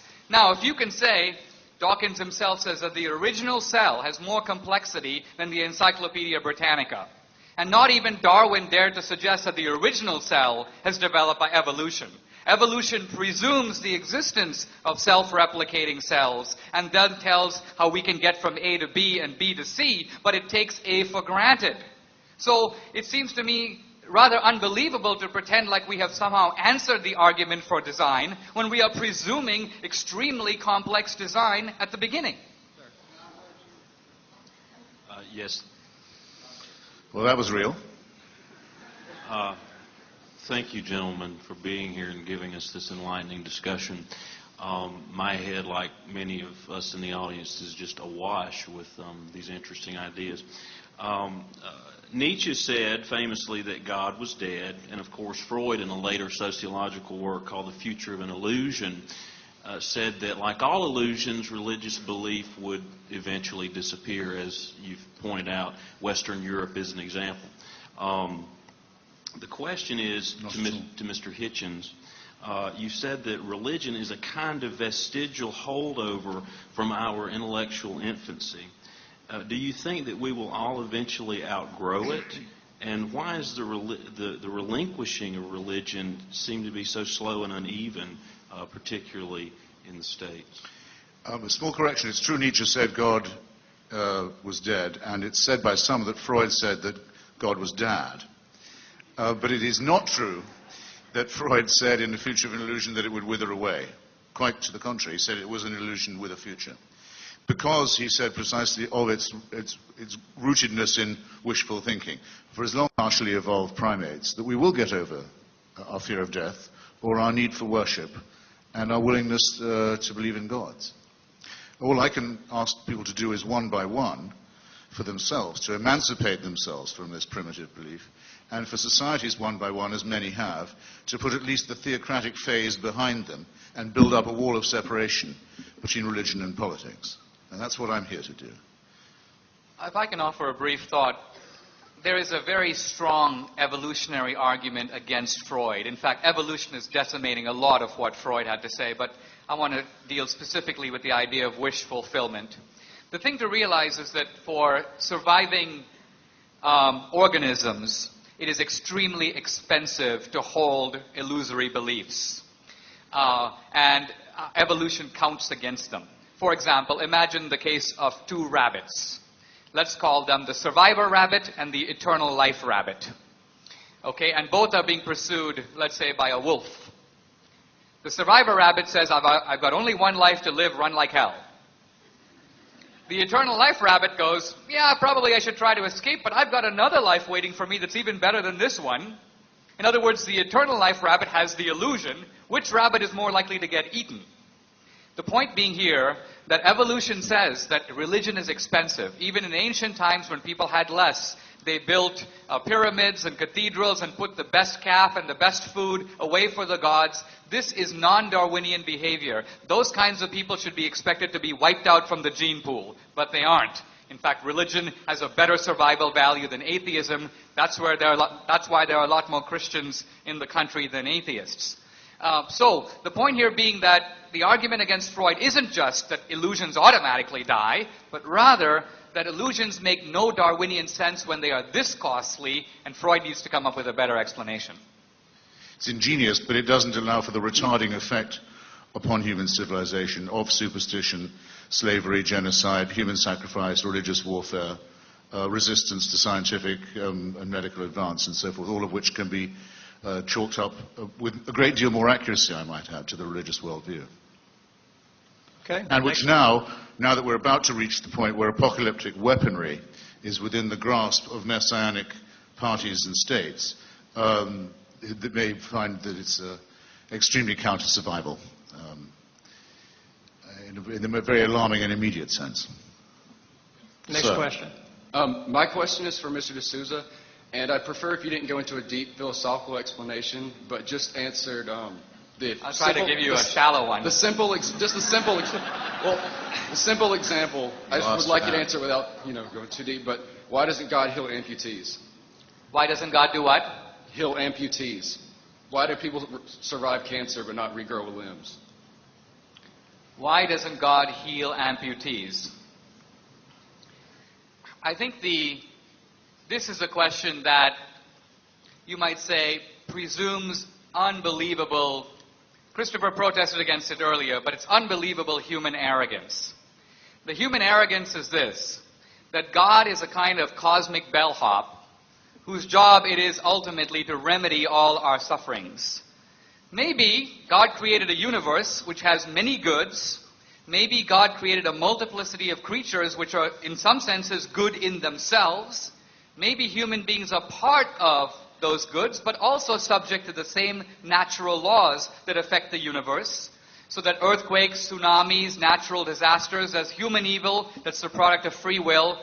Maybe God's plan is ultimately providential. It concerns salvation, your soul, the next life. So even if God were to grow back your limb, you're still going to die. And what good is that going to do if you've got a long limb, but ultimately you die separated from God? So you may say that God has perhaps a little bit of better priorities than we do. Genius. Next question. In your first speech that Christianity, the hypothesis of Christianity is void because we change our story, so to say. Isn't that one of the main corollaries of the scientific method, that you change your theories with new data and adapt it so that it fits the evidence and not the other way around? I'm not sure I got the first part of your question. Yes, of course, that's the scientific method is to be always in doubt and to be always willing to test your own assumptions against new evidence. But that's completely different from the affirmation of faith. The affirmation of faith is a presupposition. I used to sit and listen to it being said, in order to believe, you must have faith in order to believe. There was nothing you could tell me in advance that if I could show it to you, would destroy your faith.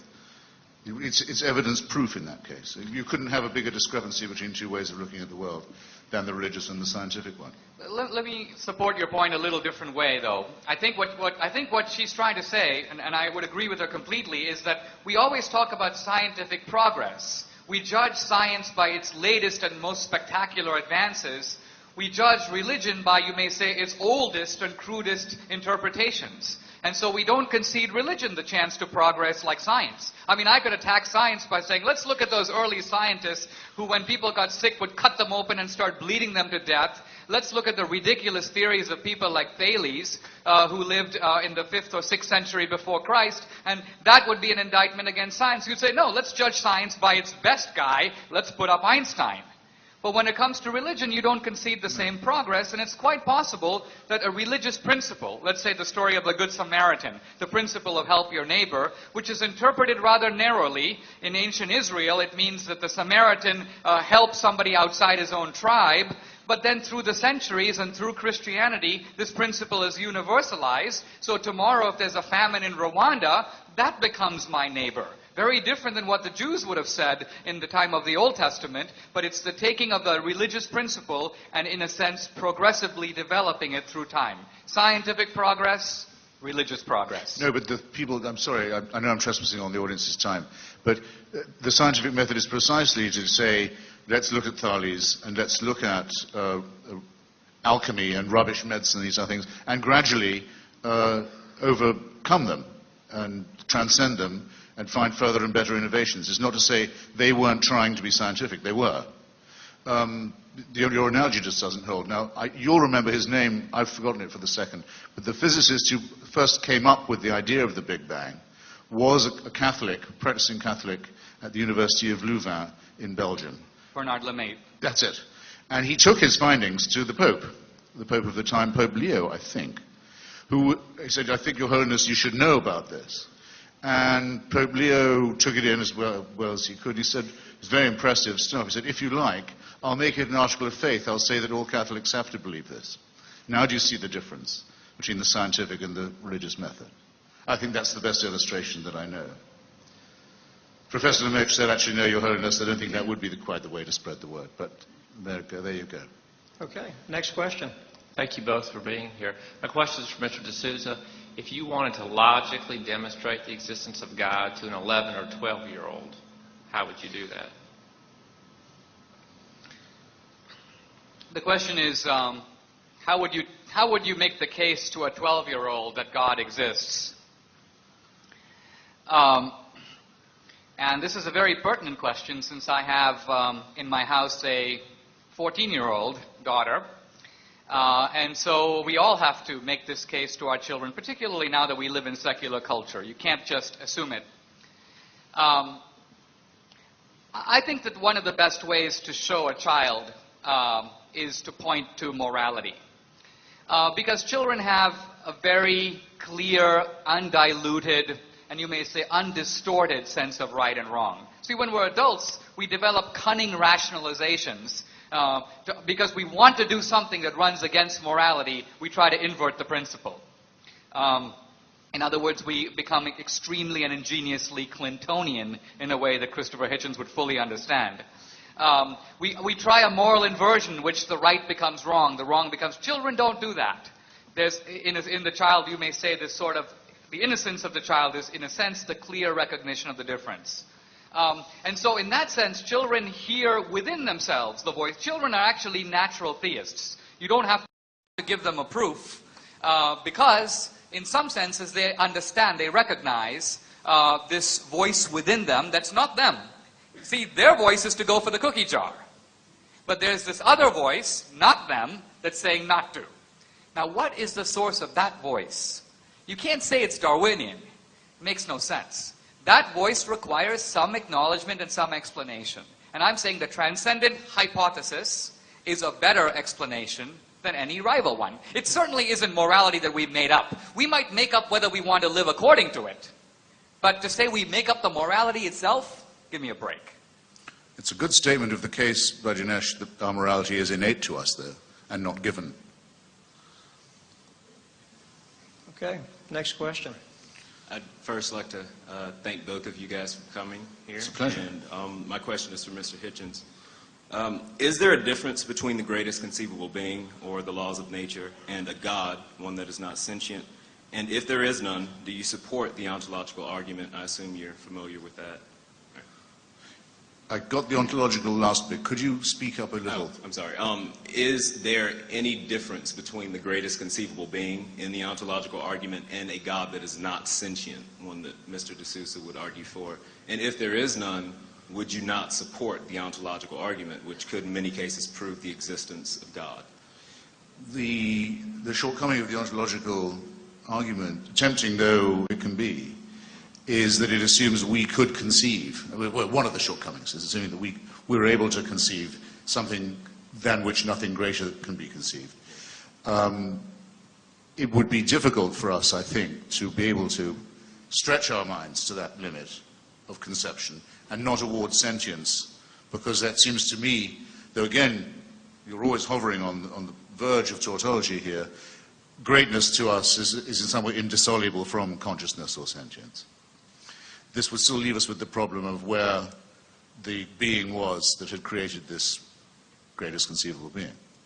It still leads you to an infinite regression. If it was any good, it would have worked by now, the ontological argument. Okay. In the interest of time, we'll move in. I have a lot to say on this argument, and I do in my book, but I'm going to let it go because I'd like to take more questions. Okay, next question. This question is for Mr. DeSouza, but after hearing you butcher evolutionary theory with your two bunny rabbit discussion, I wonder whether it'll fall on deaf ears, but could I ask your opinion of relatively recent cognitive discoveries of how religion is hijacking normal human behavior, normal cognitive processes like love and fear and the credulity of children, etc., etc. Do you look into that from a scientific perspective? Who are your sources? Pascal Boyer, Anderson Thompson, Heather Fisher. Yeah, I'm familiar with Boyer's work, so let me address that. First of all, I want to begin by saying it's very easy to make an accusation. You've butchered evolutionary theory. Clearly, if I had butchered it so obviously, you'd be able to say how. But all you could do is make the allegation and then skate on as if the allegation sustains itself. So I'll stick with the rabbits and move on to Pascal Boyer. You have grossly misstated Pascal Boyer's work in saying that it somehow demonstrates. I don't think he would say it demonstrates anything. It's ultimately an effort to look at the evolutionary roots of religion. And what this body of scholarship does is it argues that religion is hardwired to some degree in the human brain.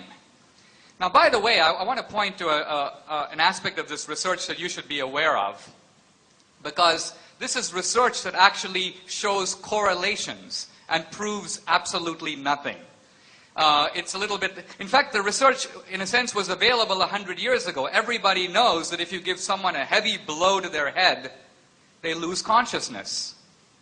And so the argument is that the brain must cause consciousness, because without a brain, no consciousness. Similarly, if you find a guy who prays, you can, through magnetic resonance imaging, look and see which parts of the brain light up, and you can jump to the conclusion, hey, that's the religious center in the brain that is causing the religious experience. I want to point out that logically there are non sequiturs buried in all this. After all, if I see a bright light and something lights up in my brain, it doesn't mean that my brain reaction is causing the light.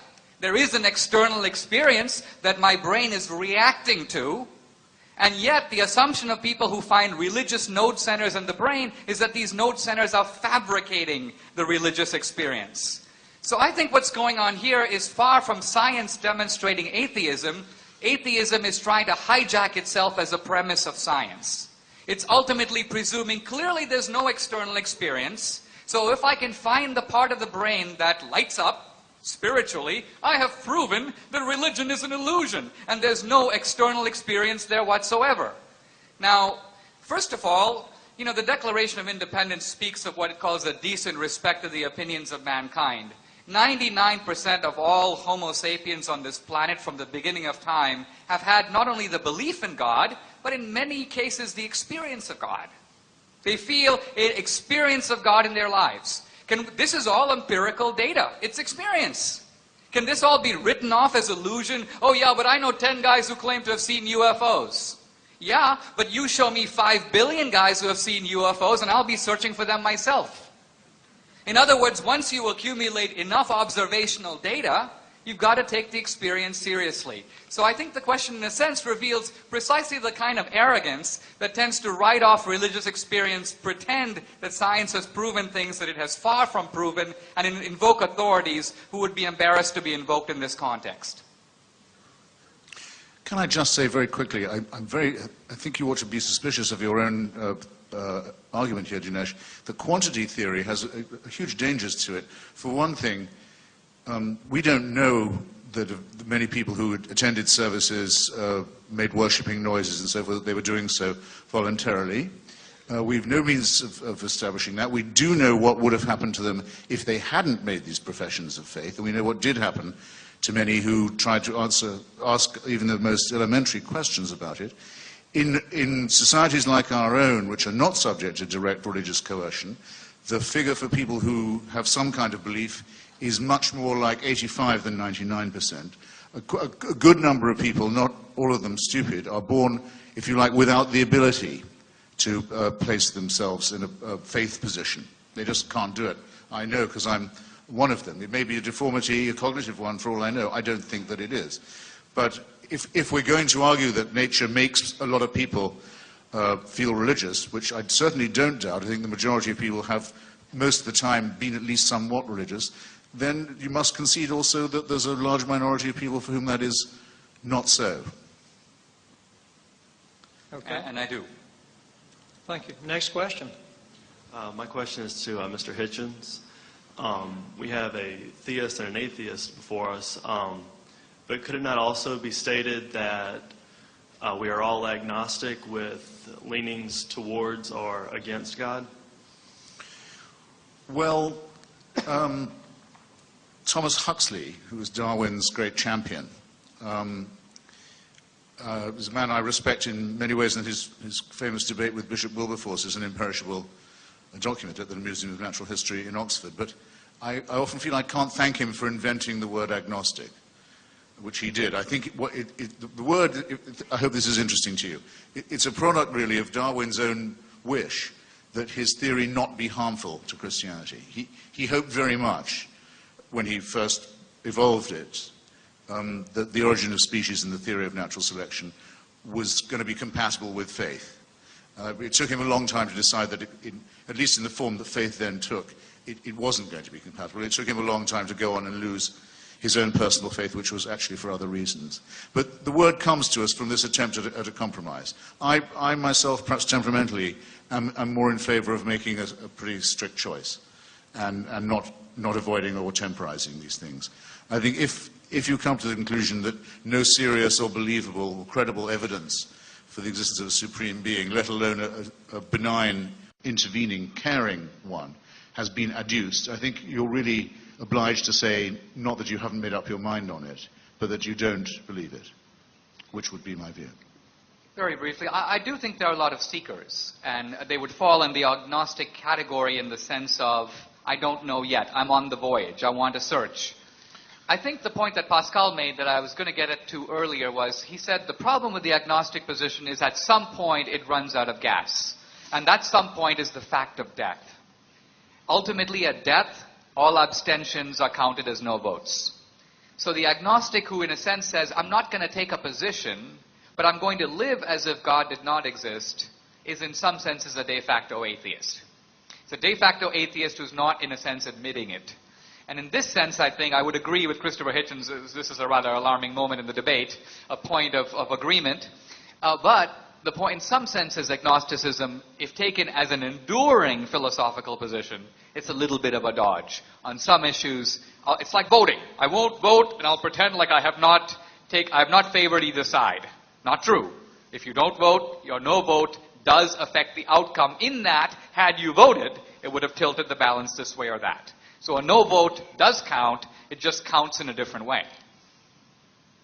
Good. Okay. Next question. Well, first of all, thank you both for coming. Oh, please. You're both very great.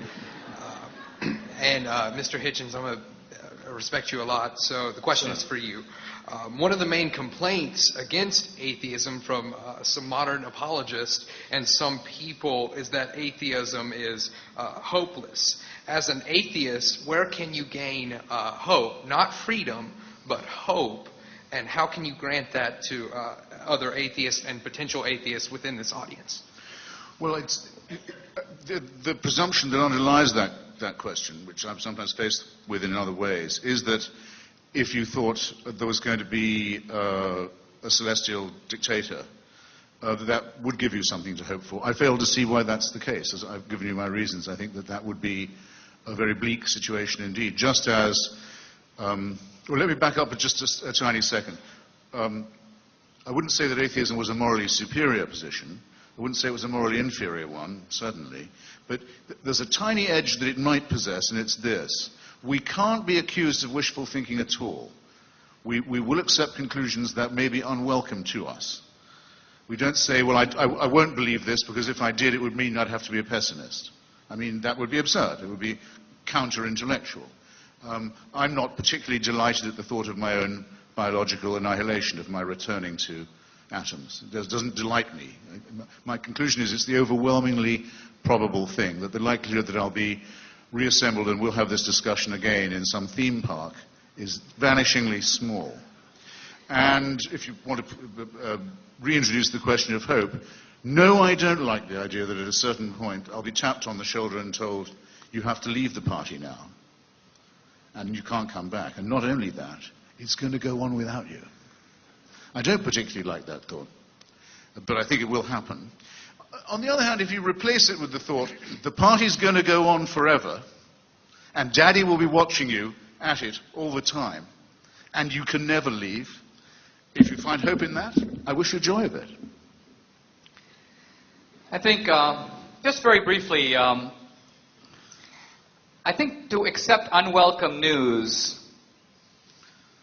makes sense if it is true, but doesn't by itself give one moral credit.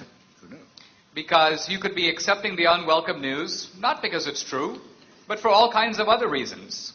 You could be a masochist. You might, as Christopher himself insinuated, not want it to be true. Because if it is true, all kinds of consequences might follow. In other words, I have a chance of going to heaven, but I might end up in hell.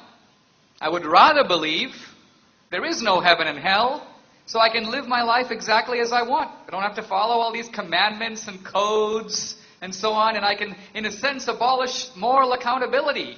I can get rid of moral judgment if I don't have a judge. This is wishful thinking of a different sort. It's wishful thinking that we will not be held accountable for our actions. So, there are two kinds of wishful thinking involved. The wishful thinking that says, I wish I'd make it to heaven, and the wishful thinking that says, I hope there isn't any heaven because I'm having too much fun down here. Okay, which side are we on? Who's next? Your question. All right, my question is for both. The atheist looks at the universe and says, look. Step up to the mic.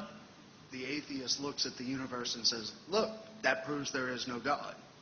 The Christian looks at the universe and says, look, that proves there is a God. Isn't the true question, do you believe?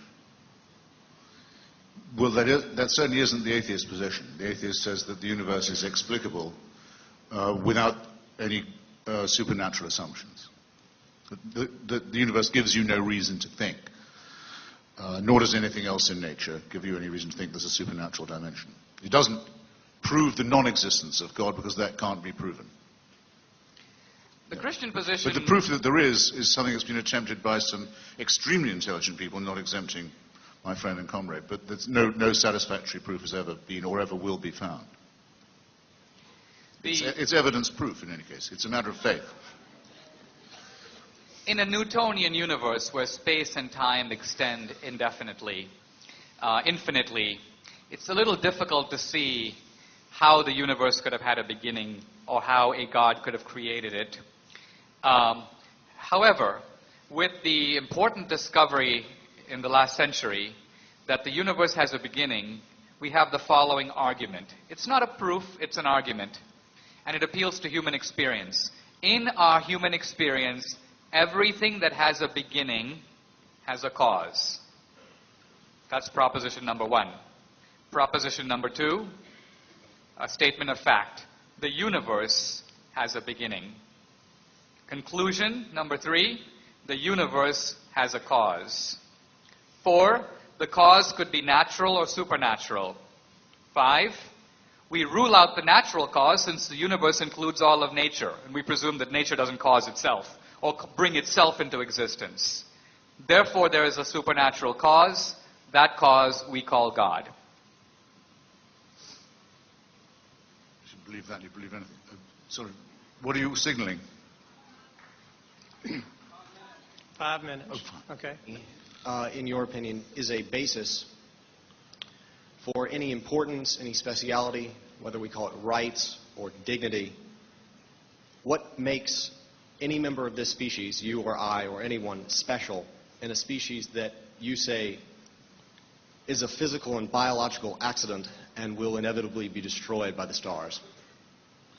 This is a very familiar false antithesis, and it's based on an unexamined presumption, which is that it's best put, I think, by Dostoevsky in The Brothers Karamazov. But without God, anything goes, right?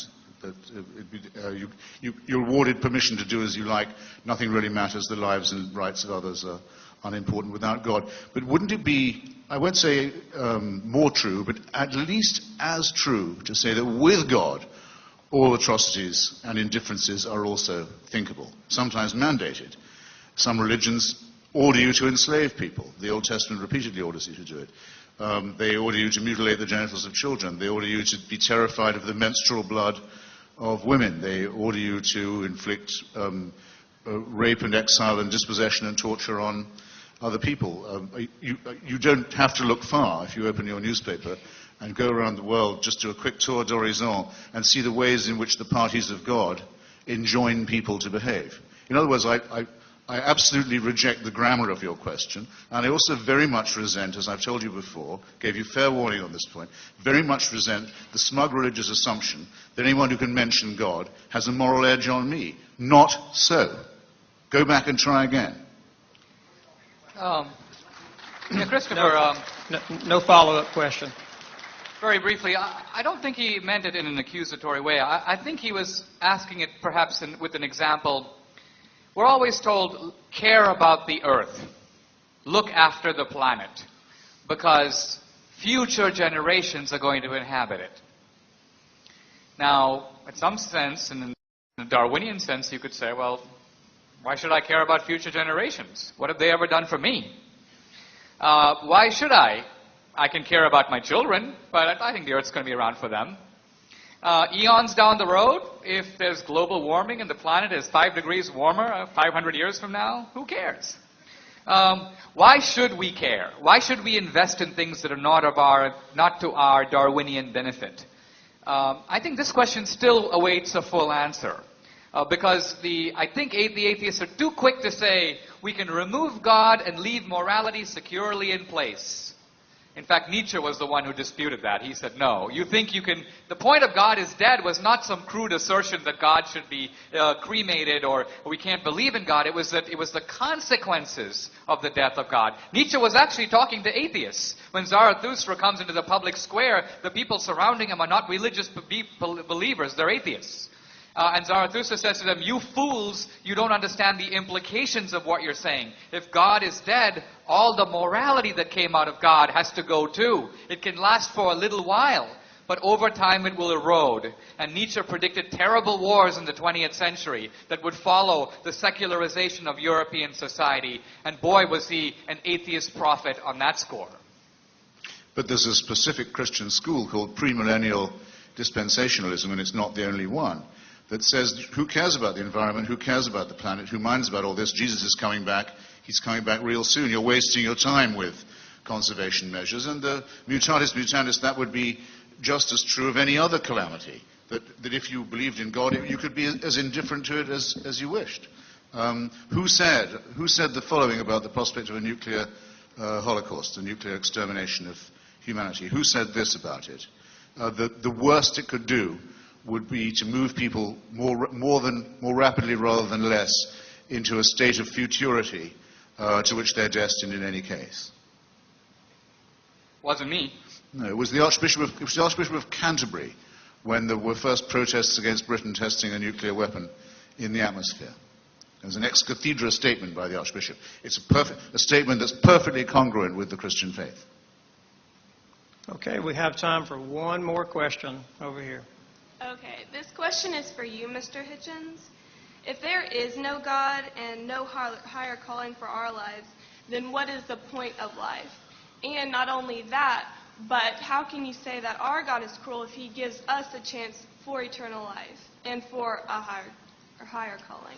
Well, it's a matter of taste, I suppose. Do you find life more pointful if you regard yourself as a counter in a capricious game where you might be a stillborn baby, you might be a baby with AIDS in Africa, you might be a baby who died in childbirth or killed its mother, or you might live long enough to be raped and cudgeled, or you might become a Queen Cleopatra. Any of these things might happen, but it was all according to a divine plan that you couldn't find out anything about.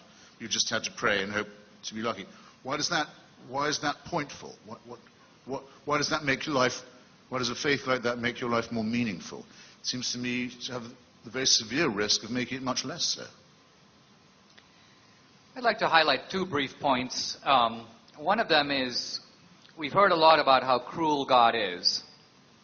And it may be that in some religious interpretations, some of the Islamic ones, for example, God is presented, although admittedly as merciful at the same time, as being a pretty harsh character. Sometimes even the Old Testament God can be portrayed that way. I do think that none of this applies to Jesus. It would be ridiculous to refer to Jesus as cruel in anything he said or did. And moreover, if you look at the essence of Christianity, which is that no matter how bad you've been, no matter what you do, even if you are Charles Manson, ultimately, all that is required of you is to say yes to a sacrifice already committed. In other words, no cruelty, no recriminations. We're not going to cut your arms off or your legs off.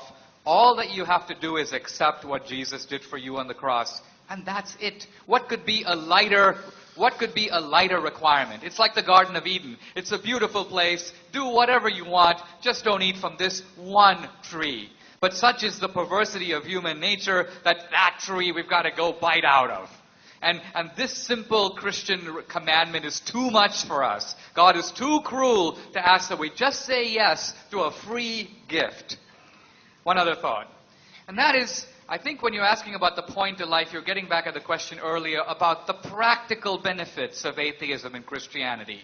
If something is not, none of us knows on the basis of reason alone what comes after death. In some senses, you can never fully sort out something that is inherently unknowable. It's on the other side of the curtain. Shakespeare calls death the undiscovered country.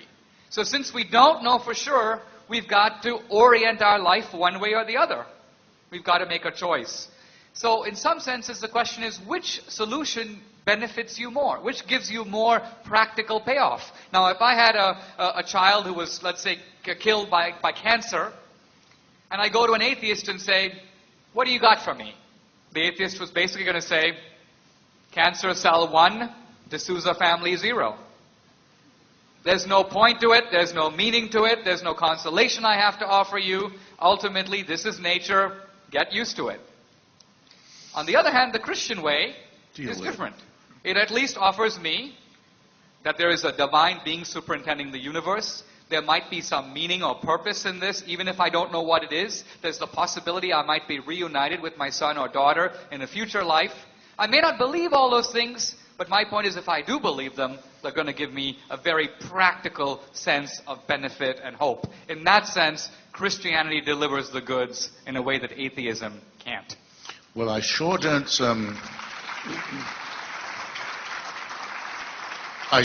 see myself visiting the family of someone who's just lost a child and telling them that God wants it that way and then thinking I'm morally superior for doing that. I sure won't do that. You're quite right. And you're wrong about Jesus of Nazareth, Dinesh, it seems to me. There is no hell in the Old Testament. Strange but true. At least not in any of the canonical books. God may order a lot of genocide and enslavement and torture and rape and dispossession, but once all these people have been destroyed and had their lives and their civilizations obliterated and the earth has covered them, that's it. There's no punishment of the dead.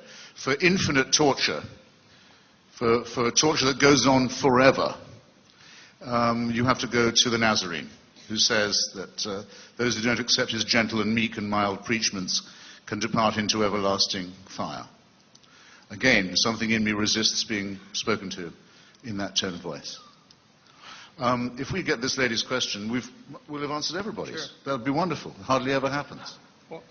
Come on. I really don't have a question. I Oh, just dear. kind of have a statement. I just answer what you had asked earlier. I do believe that something that a Christian can do that a non-Christian atheist cannot do is to lead someone to Christ or to an eternal heaven, to salvation, to something beautiful, whereas an atheist or someone who's a non-believer can lead someone to hell and condemn them. Okay. That's all. That's all. Thank you.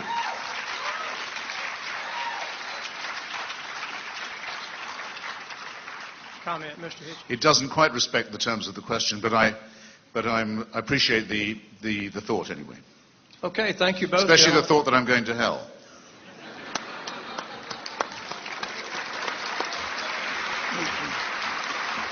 A moral statement if ever I've heard one.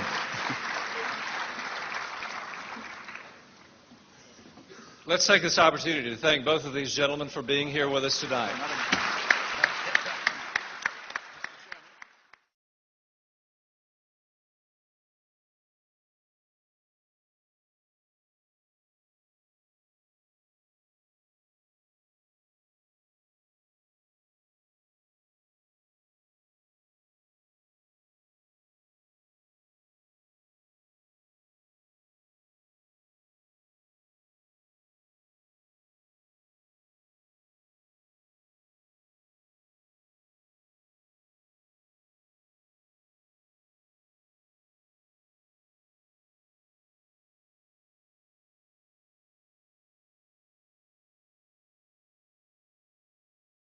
But I will declare now the one true living God, and his name is Jesus Christ.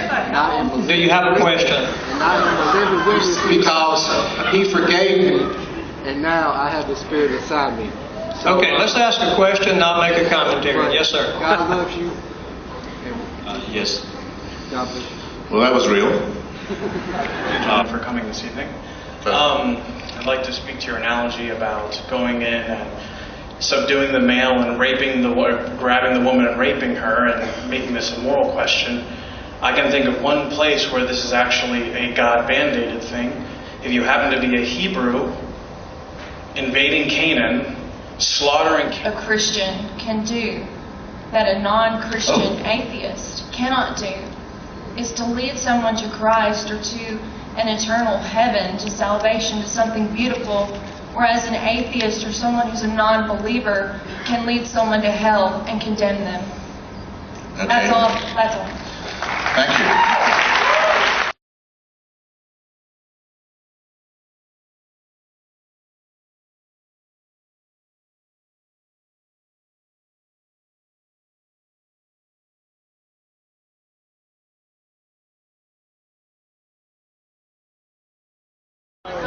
So what did you think about the response that you got, and maybe what you were looking for out of this discussion?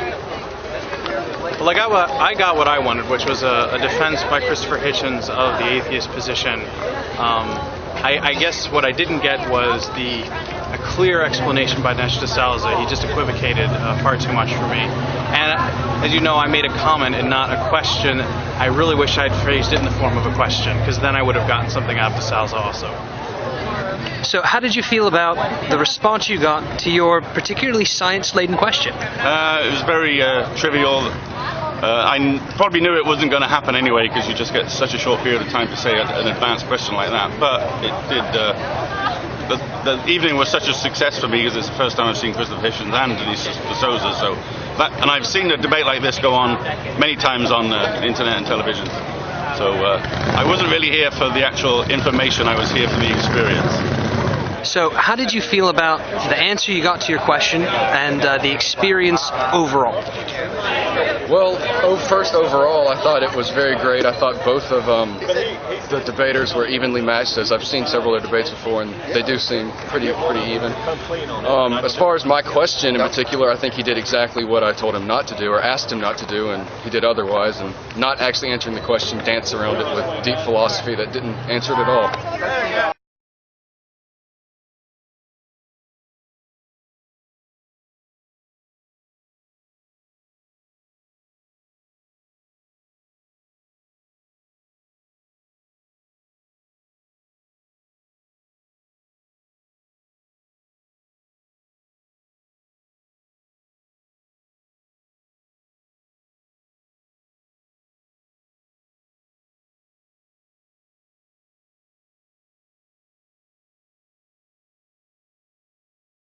Where do you see this consciousness raising going in the next few years? As trying as everything is now, as much people may be reaching out for answers. I think that Christianity is widespread in America, and certainly more so than in Europe. However, it is for a long time its presence was taken for granted. And so a Christian would never have to ask, why do I believe this? Because everybody else believed it too. So when something is a shared assumption, it never is called into question. I think what's happened is we've seen the secularization of our culture in the last few decades. And I think what the new atheism has done is it has, in a sense, made explicit a lot of questions that were already there in the culture, but were not being asked boldly. Like, on what basis do you believe there's a God? What makes you think the universe had a beginning? Why do you think there is some kind of divine purpose in human life? So suddenly these questions, which were sort of in the air, but sort of underground, have blown out into mass culture. And so I think that what's needed is, in a way, they're not questions that a pastor can respond to, because a pastor is used to appealing to internal evidence. This is what the Bible says, and so on. So I think that's why apologetics, which is a sort of attempt to make a rational case for Christianity, there's a real need for it, and so I want to be part of that. Where do you see that going in the next few years? If this is a successful consciousness raising, what is the next, I suppose, iteration of it? Well, there are two interlinked, interwoven objectives to this. One is, I don't really mind which order I come up with them in, or up with which order in which I come. First is the defense of secular America, the wall of separation, for which I think the evidence is we have a lot more volunteers than we thought. A lot more people are annoyed and upset and enraged and offended when that is challenged and willing to say so. And are increasingly reporting in to people who study opinion as unbelievers of one kind or another, or those who don't check any religious box. This is beginning to attract comment. And I think we may have helped, we the atheist movement, to manure the ground for that. Though, of course, to defend secular America, you don't have to be an atheist, at least. You just have to respect the wall. And then, on an even broader canvas, there's the necessity of resisting theocratic bullying in the rest of the world. Principally, I think, from Islamic fundamentalist sources. The Iranian bomb, the Saudi financing of madrasas, and so forth, the things everybody knows, but also the creeping Islamization in Europe, attempts at the United Nations to criminalize criticism of religion and so forth by the Islamic Conference countries. This is a full-time job. And I would add to it Messianic Jewish settlements in the West Bank with the same essential attempt to bring on the Messiah, bring on the apocalypse, Armageddon, often with the help of extreme Christian circles in the United States. So, if you see what I mean, it is all of a piece. Right. So we're not doing this just as a metaphysical argument, funnily enough. And though that's a great argument all by itself, of course. Okay. Is there a relationship between a growing secularism and a more erratic real world, or more erratic political world that we're in right now? Is there a relationship, or is this circumstantial? I think that there is I don't know if there's certainly no rise in secularism worldwide. There might be a rise of secularism in America, but I think it's less that there's more secularism, and I think it's more that secular people are more emboldened. A desire to sort of identify with secularism, to speak out, in fact, even with atheism. 20 years ago, it would be uncommon to go to a cocktail party and have some guy say, I'm an atheist. But today, that's not unusual. And so you have a more assertive secularism. That's one factor. I don't think it's driven by materialism. I do think it's driven, there are two factors driving it. One is I think it's a post-9/11 phenomenon. The fact that the radical Muslims were doing bad stuff in the name of God has created an opening for atheists like Hitchens to argue, look, that just shows you what crazy people will do in the name of religion. In fact, all religion is equally crazy and so on. So there's an effort to sort of tar all of religion, and specifically Christianity, with the brush of radical Islam. I think that's had some effect. I think also we're living in a scientific era. We're in the anniversary of Darwin, a technological era, an information revolution. All of this has given unusual prestige to science in our society.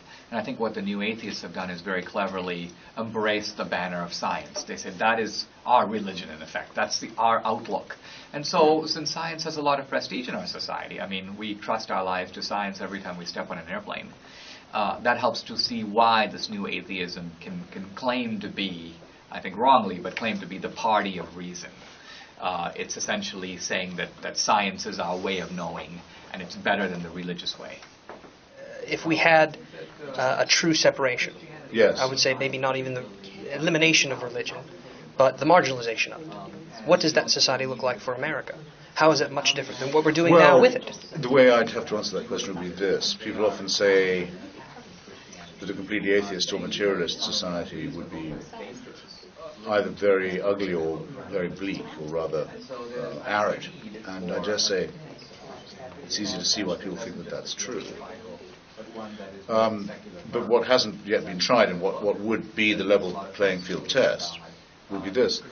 A society that taught its children to respect and learn from Lucretius, Democritus, Galileo, Spinoza, Voltaire, Bertrand Russell, Albert Einstein, Thomas Jefferson and Thomas Paine.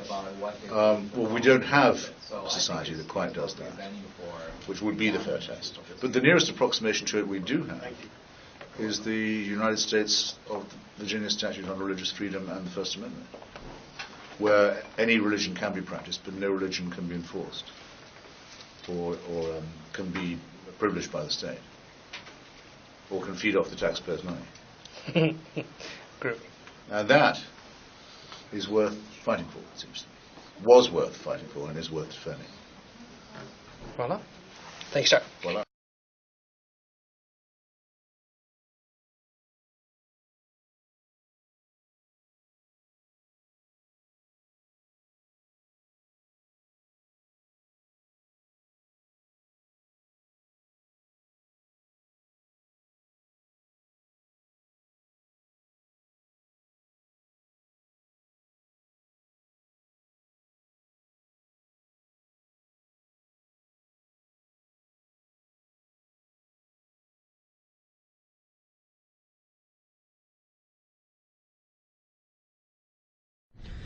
Jones County Junior College hosted a debate between Christopher Hitchens and Dinesh DSouza on April 20th of this year. JC is located in Ellisville, Mississippi, right? It's a small but very well put together college in the Deep South.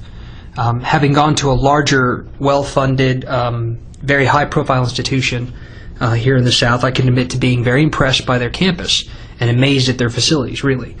By all appearances, they're an exceptional little school. The faculty and staff I met on my trip were pleasant and gracious, but in looking over my footage and then comparing that to the official footage at the debate, I caught what I can only call a dramatic editing of the evening. And with little doubt, I expect this to be excused on things like time constraints on the video or what constitutes a question. I don't believe those are sufficient explanations, and they speak to either a laughable naivete about the issues underlying the debate or a more selfish trampling of reality for the idealization of their image. I do understand this requires some context. The playing fields for questions of God's existence have in the past tended towards the pure metaphysical speculation variety. Both parties shake hands and they admit to an inability to persuade each other of the soundness of their respective arguments, the validity of either being entirely off the table, right? A gentleman's sport. It's a fine conversation, and both parties go in knowing how little they'll actually accomplish, and they take care to couch their observations in a moderate and accommodating acquiescence to the idea that the world is just fine as it is, because they can have such a discussion in it. And if this was the idea behind hosting the debate, then this was incredibly naive. That world, the specialized world of theology, debate, and post-discussion tea parties, is one of many reasons why the new wave of atheism has struck a chord with theists and atheists both, and certainly the younger generation. This is not a game, not merely one. This is an ideological struggle that has never had the benefit of the information age in previous generations. The questions might be as old as time itself, but the medium is certainly not, and the listeners and advocates are unlike those even as recent as a generation ago. In the state of Mississippi, as a tiny example, there is still a law in the books that denies public office to atheists. 50 years ago, the 14% of the population that likely identified or leaned that way, but weren't polled that way, were spread out. They had little way to advocate themselves. The harbingers of the status quo had little reason to give voice or attention to them because being socially ostracized was easy and effortless, very common. Faith could be a protected form of speech and thought, and uniquely so, because the most effort it had to put out was allowing the occasional philosophical dissent in a small pocket of their world.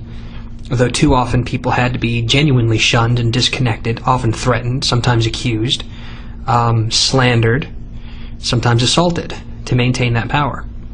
The religious moderates, in their quest to appear gracious, gave and still do give permission for the more extreme to dramatically edit society and often history to suit their position. And then the internet came, and like-minded people could form communities where communities would have been impossible.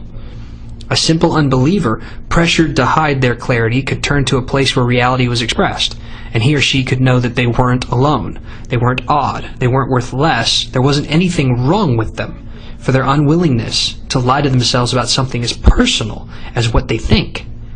This is not a debate for the sake of intellectual curiosity, and those that think it is show their hand as contributors to a culture that believes that all the unbelieving community wants is the occasional invitation to play the rhetoric game, and then off they should go back home. This seemingly mild habit is the reason why people like Hitchens and Harris and Dawkins and Dennett and Stanger and so many others have the momentum they do.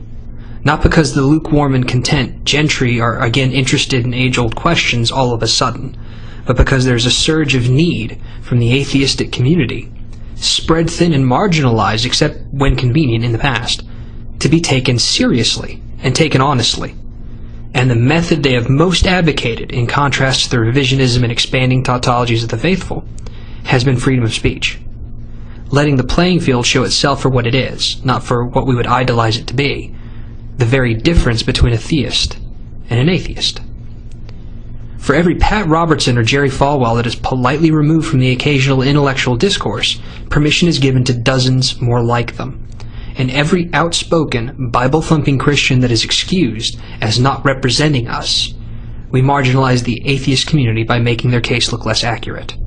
It's a crime against free speech, something atheists and the Brights communities believe in deeply in this information age. And it's another sandbag against the damned still fighting to hold off the secularization of America yet longer.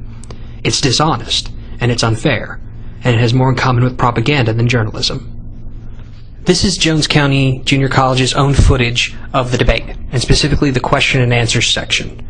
If you look closely, you'll notice the actual cut where somebody is actually taken out, edited out. Extremely complex design at the beginning. Yes. Well, that was real. You want to see it again? Yes.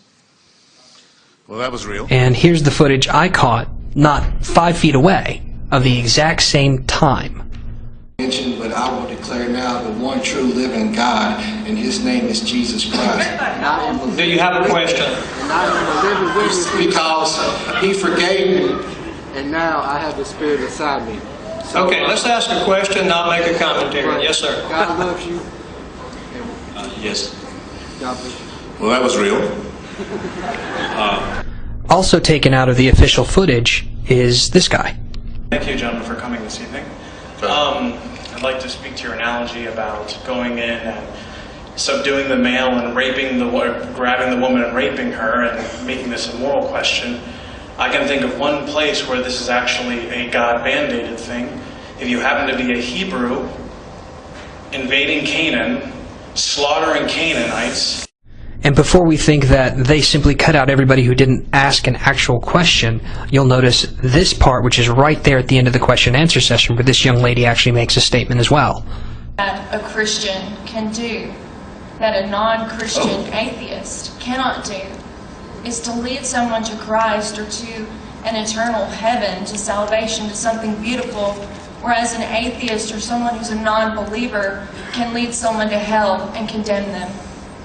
Okay. That's all. That's all. I maintain that this gentleman exists, not just in his own boots, but in a concentration high enough that his decision to approach the discussion about genuine skepticism and knowledgeable atheism was to give the theological equivalent of "you're wrong because I said so." To hide this is disingenuous, and it proves a point that the atheist community has been trying to make for a long time, that there are more of him, variously educated, variously positioned, socially predominant and dominant, and that they make decisions about people's lives, jobs, opportunities, morality, acceptability, about their rights and about their freedoms, than there are people like DeSouza.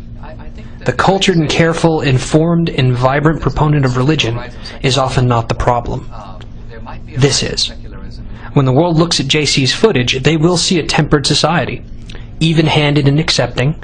They will see a question of this and an answer of that. They will see a Mississippi that is false, a papier-mâché magnolia tree that has the appearance of excellent form and structure and aesthetics, and that impression will make the world less interested in those raising their hand and saying, "I am told I am less moral," by those that claim to know morality by revelation I have not had, or "I am ostracized by classmates for not believing in a hell," or "they're trying to take away science and give us dogma." Because the response can and will be, "But look at this fine display of Mississippians." Not one came to the table with these stereotypically antiquated cliches. "We are all such good intellectuals here." And the dismissal will be ringing loudly in the atheist community, but it won't be heard not a bit elsewhere. Because who can believe we're so comically anachronistic as the atheists say, when the evidence is right there on tape that we're not? Whether naively or maliciously, Jones County Junior College editing this guy out of the depiction of Mississippi makes the case that the difference between the atheist community and the theistic community is this. It's a far cry from the reality being the difference between the atheist community and the religious community is this.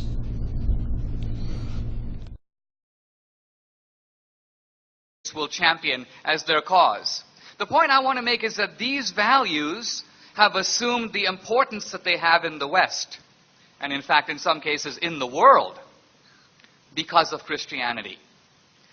Take, for example, the ideas behind the Declaration of Independence. All men are created equal, and out of that comes this entire catalog of rights. And yet Jefferson, who was not a particularly devout Christian, Jefferson generally tended to read his Bible with a friendly pair of scissors, cutting out passages that he didn't like so much and so on. Didn't like the miracles. But on the other hand, when Jefferson sat down to identify the source of our rights, where do these rights, they're supposed to be self-evident. Some people might say they're not evident at all. Where do these rights come from? Jefferson could think of only one source, namely our Creator. Ultimately, it is because we are created equal, you may say, in the eyes of God. That's why it follows that no man has the right to rule another man without his consent. That is not only the basis for opposing slavery, the anti-slavery movement, but you might say it's also the basis of democracy. Modern democracy is based on the idea of what? No man or no person has the right to rule another without consent. not only have our political ideas, not only do they derive from Christianity, from Jerusalem, you might say, Christianity, and in some cases Judaism before that, but even science has its roots in Christianity. Now, some people will dispute this, but if you think about it, ask yourself this question. We've had all these cultures in the world, and yet modern science, the scientific method, what Whitehead called the invention of invention, that occurred only in one civilization, namely Western civilization. In fact, it occurred only in the civilization historically called Christendom. Why is that? Why did science develop here? Aren't there smart people in other cultures who also wanted to figure out stuff? The truth of it is, science developed in Western civilization because it is based on a Christian assumption. And what is that Christian assumption? It's the assumption that nature, or the universe, is intelligible. In other words, that nature follows predictable laws. Now you might say, well, that's kind of obvious. That's what science is based on. But if you think about it, it's not obvious at all. Why should nature be lawful? In Christianity, the idea is that we have an omniscient or all-knowing God. So yes, He made a rational universe. We have God who is a lawgiver. He gave us the Ten Commandments, the moral law. So it's not surprising He gave us the laws of nature. But my point is, in some senses, the intelligibility of the universe is a kind of mystery. Let me give you an example of what I'm getting at here. It is one of the central laws of science that light travels at the speed of 186,000 miles a second in a vacuum. That's one of the central laws of science. And yet, in some level, if you think about it, you say, well, how do we know that? We can measure the speed of light. You can measure it 1 time or 10 times or 1,000,000 times. Who cares? How do you know that in a galaxy 10 light years away, light travels over there at that speed? Has anybody measured it over there? No. We're simply guessing that because light is measured traveling at a certain speed over here, it must travel at the same speed over there. And not only that, but we assume that light that travels 10,000 years ago or even 5 billion years ago, light also traveled at the same speed, although there's absolutely no way to verify that. So how do we know that? We're assuming a lawful cosmos.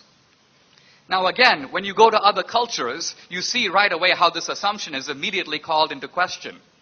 The great Muslim thinker Al-Ghazali says, human beings can follow laws.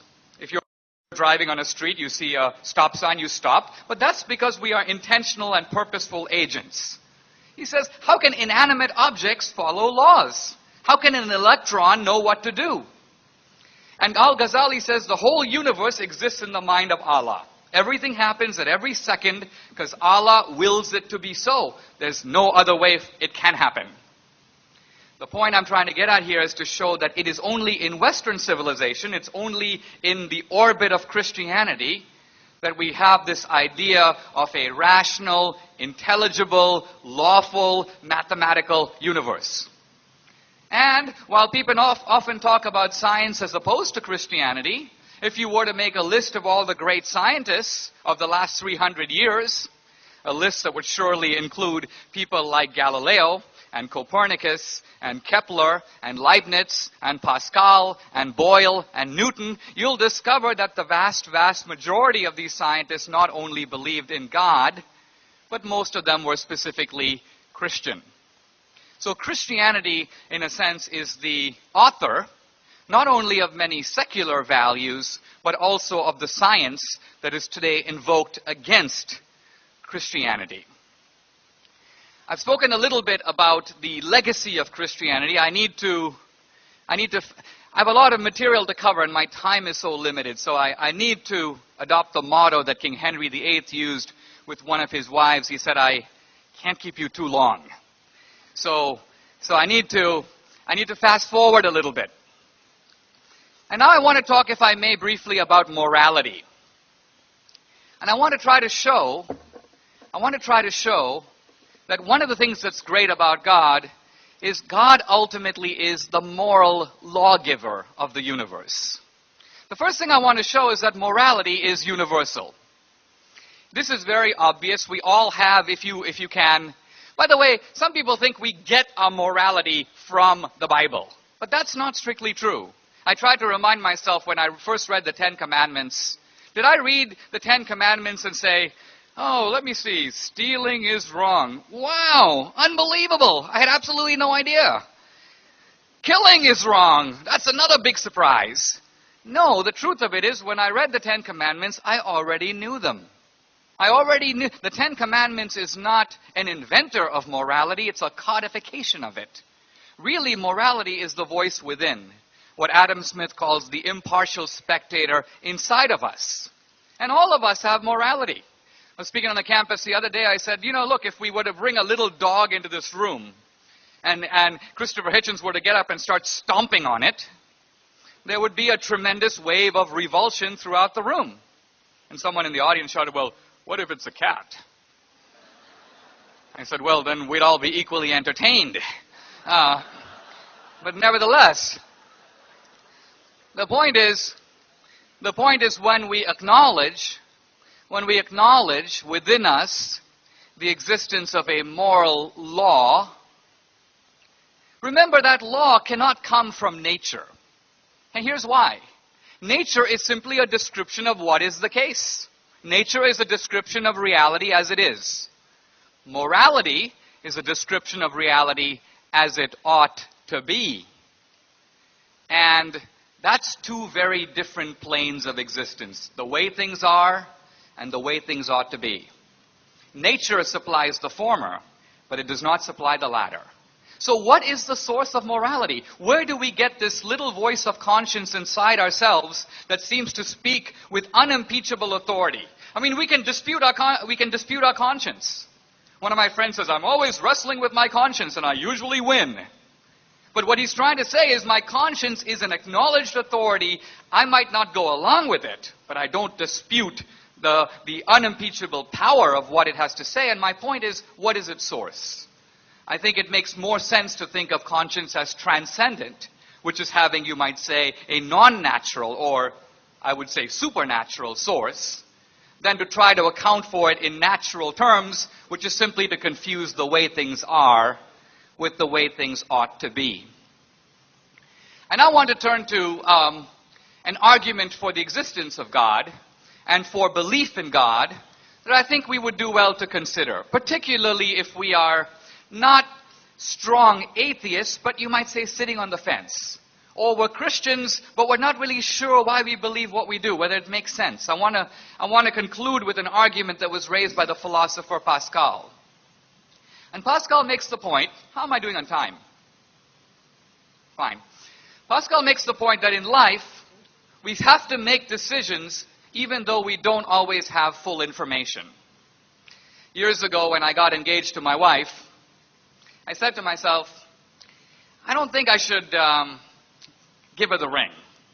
You might feel that this is the Christian capital, you might say, of the world. But actually, it is not so. If you want a capital for Christianity in the world, you're probably better to look at Seoul, South Korea. Or you're probably better to look at a village in Nigeria or a favela in Brazil. The point I want to make here, and it's actually a very encouraging point for those of us who are religious believers, is that religion in general, but specifically Christianity, is spreading rapidly throughout the world. In fact, many people think Islam is the fastest growing religion in the world, but it's not true. Islam is the second fastest growing. The fastest growing is Christianity. Islam spreads mainly through reproduction, Muslims having big families. But Christianity spreads through reproduction and conversion. Now, this is a big surprise because just a couple of decades ago, when I was in college, we learned that the world is becoming inevitably more secular. There's a kind of inexorable tide away from belief in God and toward what the philosopher Nietzsche called the death of God, a completely secular society. And the idea was that as countries become more modern, more industrial, more scientific, more affluent, they will automatically become less religious. This was called the secularization thesis, or the secularization expectation. And the interesting thing is it has turned out not to be true. In fact, the only example of secularization that we can point to in a clear way is Europe. It's true, as Europe became more affluent, it did become more secular. But America hasn't gone the way of Europe. And in fact, if you look at the newly modernizing countries of India and China, you find that far from becoming less religious, they're becoming more religious. And in fact, Christianity is spreading very rapidly in countries where it previously had no footing at all. You have African countries that were 1 or 2% Christian 100 years ago, and now they are 50% Christian. So why am I telling you all this? Because it seems to me that one reason we are seeing this new atheism, a kind of attack against God, an attack against Christianity, is not because Christianity is losing, but because it is winning. 25 years ago, the atheists thought we can sit back on our rocking chairs and just wait. The world is going to move in our direction. But now they've realized that's not happening. We've got a counterattack. And so I think the belligerency of these books, the God delusion, God is not great, are a reflection of the fact that atheism has got to, you might say, go evangelical. And what I mean by that is we now have a new phenomenon in our time. You could call it missionary atheism. The atheist actually wants to get out there and make converts to his or her cause. Now, what's my complaint about all this? First of all, I want to say that in this debate, my idea is to defend Christianity, but without appealing to any Christian premises. In other words, I'm not going to be citing the Bible. I'm not going to appeal to Revelation. You might almost say I'm going to debate with one hand tied behind my back. But why? Because ultimately I want to engage the secular critique on its own ground, which is on the ground of reason. So our debate will be conducted by discussing history and philosophy and science and politics, but at no point am I going to appeal to any kind of Christian revelation. I'm going to appeal, as Christopher Hitchens claims to, on the ground of reason alone. And one of the complaints I want to make is that the atheist today is ignoring, is actually neglecting the huge influence of God, but specifically the Christian God, in shaping the values of our society, even the values that the atheists care about. Let's set aside for a moment Christian values. Let's just look at atheist values. Values like the idea of the individual, or the right to dissent, or the idea of toleration, or the equal dignity of women, or the idea of compassion as an important social value, the dignity of life, and so on. The importance of science, which a lot of atheists division. And I will turn it over to him now and let him run this show. And he'll tell you all about how it's going to go. So help me welcome Dr. Ronald Bishop.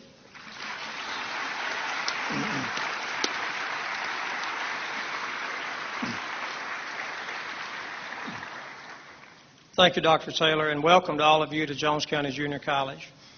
Dinesh D'Souza is a native of India who has lived in America for 30 years and now resides in California. His ancestors were Christians converted by Portuguese missionaries. He graduated from Dartmouth in 1983 and served as policy analyst in the Reagan White House. He considers himself a rebel against extreme secularism and claims that Christianity is winning the battle with secularism and that atheism is on its way out. Mr. D'Souza has been called one of the top young policy makers in the country by Investors Business Daily. The New York Times Magazine has called him one of America's most influential conservative thinkers. In 1991, he wrote Illiberal Education. In 1995, The End of Racism. And in 2002, What's So Great About America? Great debate followed the publication of The Enemy at Home in 2006. His recent book, What's So Great About Christianity, follows several books written by prominent atheists denouncing theism and Christianity in particular. Christopher Hitchens was born in England and is now a U.S. citizen, having lived here for more than 25 years. Mr. Hitchens is an author, journalist, and literary critic. His education began early under the tutelage of Ms. Watts in Dartmoor, and continued with a degree in philosophy, politics, and economics. He lives in Washington, D.C., and is a popular writer and speaker and talk show guest. In 2009, he was listed by Forbes as one of the 25 most influential liberals in U.S. media. But in the same article, it was noted that he probably would prefer not to be called a liberal, but instead a radical. An admirer of George Orwell, Thomas Paine, and Thomas Jefferson, he has offered memorable critiques of Jerry Falwell, Mother Teresa, and Bill and Hillary Clinton. He describes himself as a believer in the Enlightenment values of secularism, humanism, and reason. Mr. Hitchens also has written numerous articles and books, among them Hostage to History, Cyprus from the Ottomans to Kissinger, Blood, Class, and Nostalgia, Anglo-American Ironies, The Missionary Position, Mother Teresa in Theory and Practice, No One Left to Lie to, The Values of the Worst Family, and his most recent book, God is Not Great, How Religion Poisons Everything. This debate tonight will go like this so that you know what to expect. Mr. DeSouza will begin the debate with a 15-minute opening statement, followed by Mr. Hitchens doing the same. Then each of them will have a 5-minute period for rebuttal. Then there will be a 15-minute head-to-head sessions that will begin with Mr. Hitchens. After that, the audience will have 40 minutes to ask questions of our two guests. There are 2 microphones at the front, and you'll be asked to come down to the microphones to ask very brief questions that exercise the best manners that your mama taught you down here in the South. And you can ask the question to either of our guests. They will have an opportunity to answer, and then the other will have an opportunity to respond as well to that answer. We have timekeepers on the front, and their indication of the time will be final. And we're ready to begin.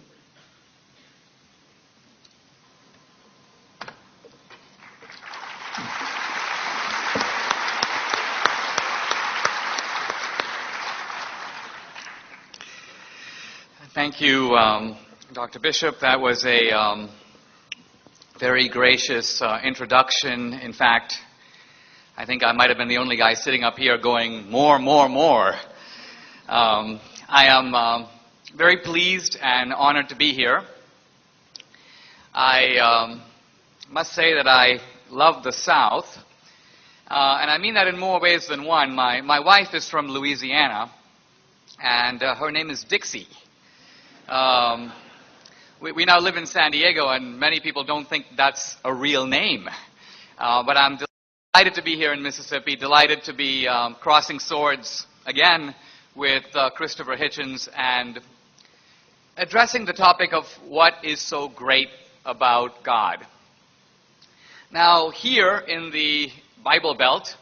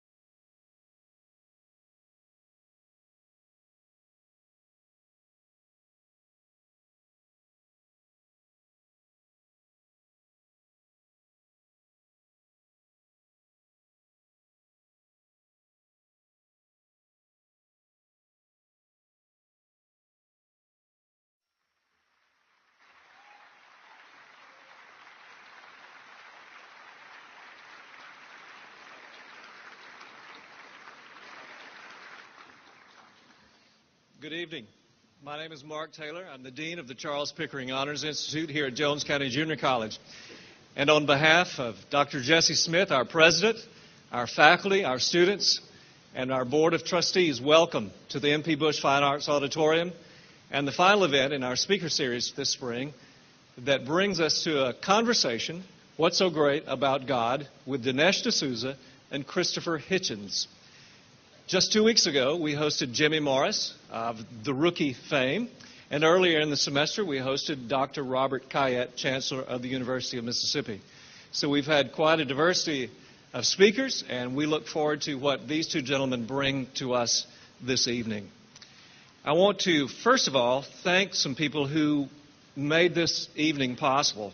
First is an assistant in my office, Bonnie Warren. Many of you reserved tickets through her. I also want to thank my associate dean, Gwen McGee. I also want to thank Carol Bergen and Jim Reed of our Phi Theta Kappa Honor Fraternity and all of our honor students who helped us this evening make this possible. I'd like to ask you to do just a couple of things for us, and this may be very, very difficult for those of you who are our college students, and that is please silence your cell phones.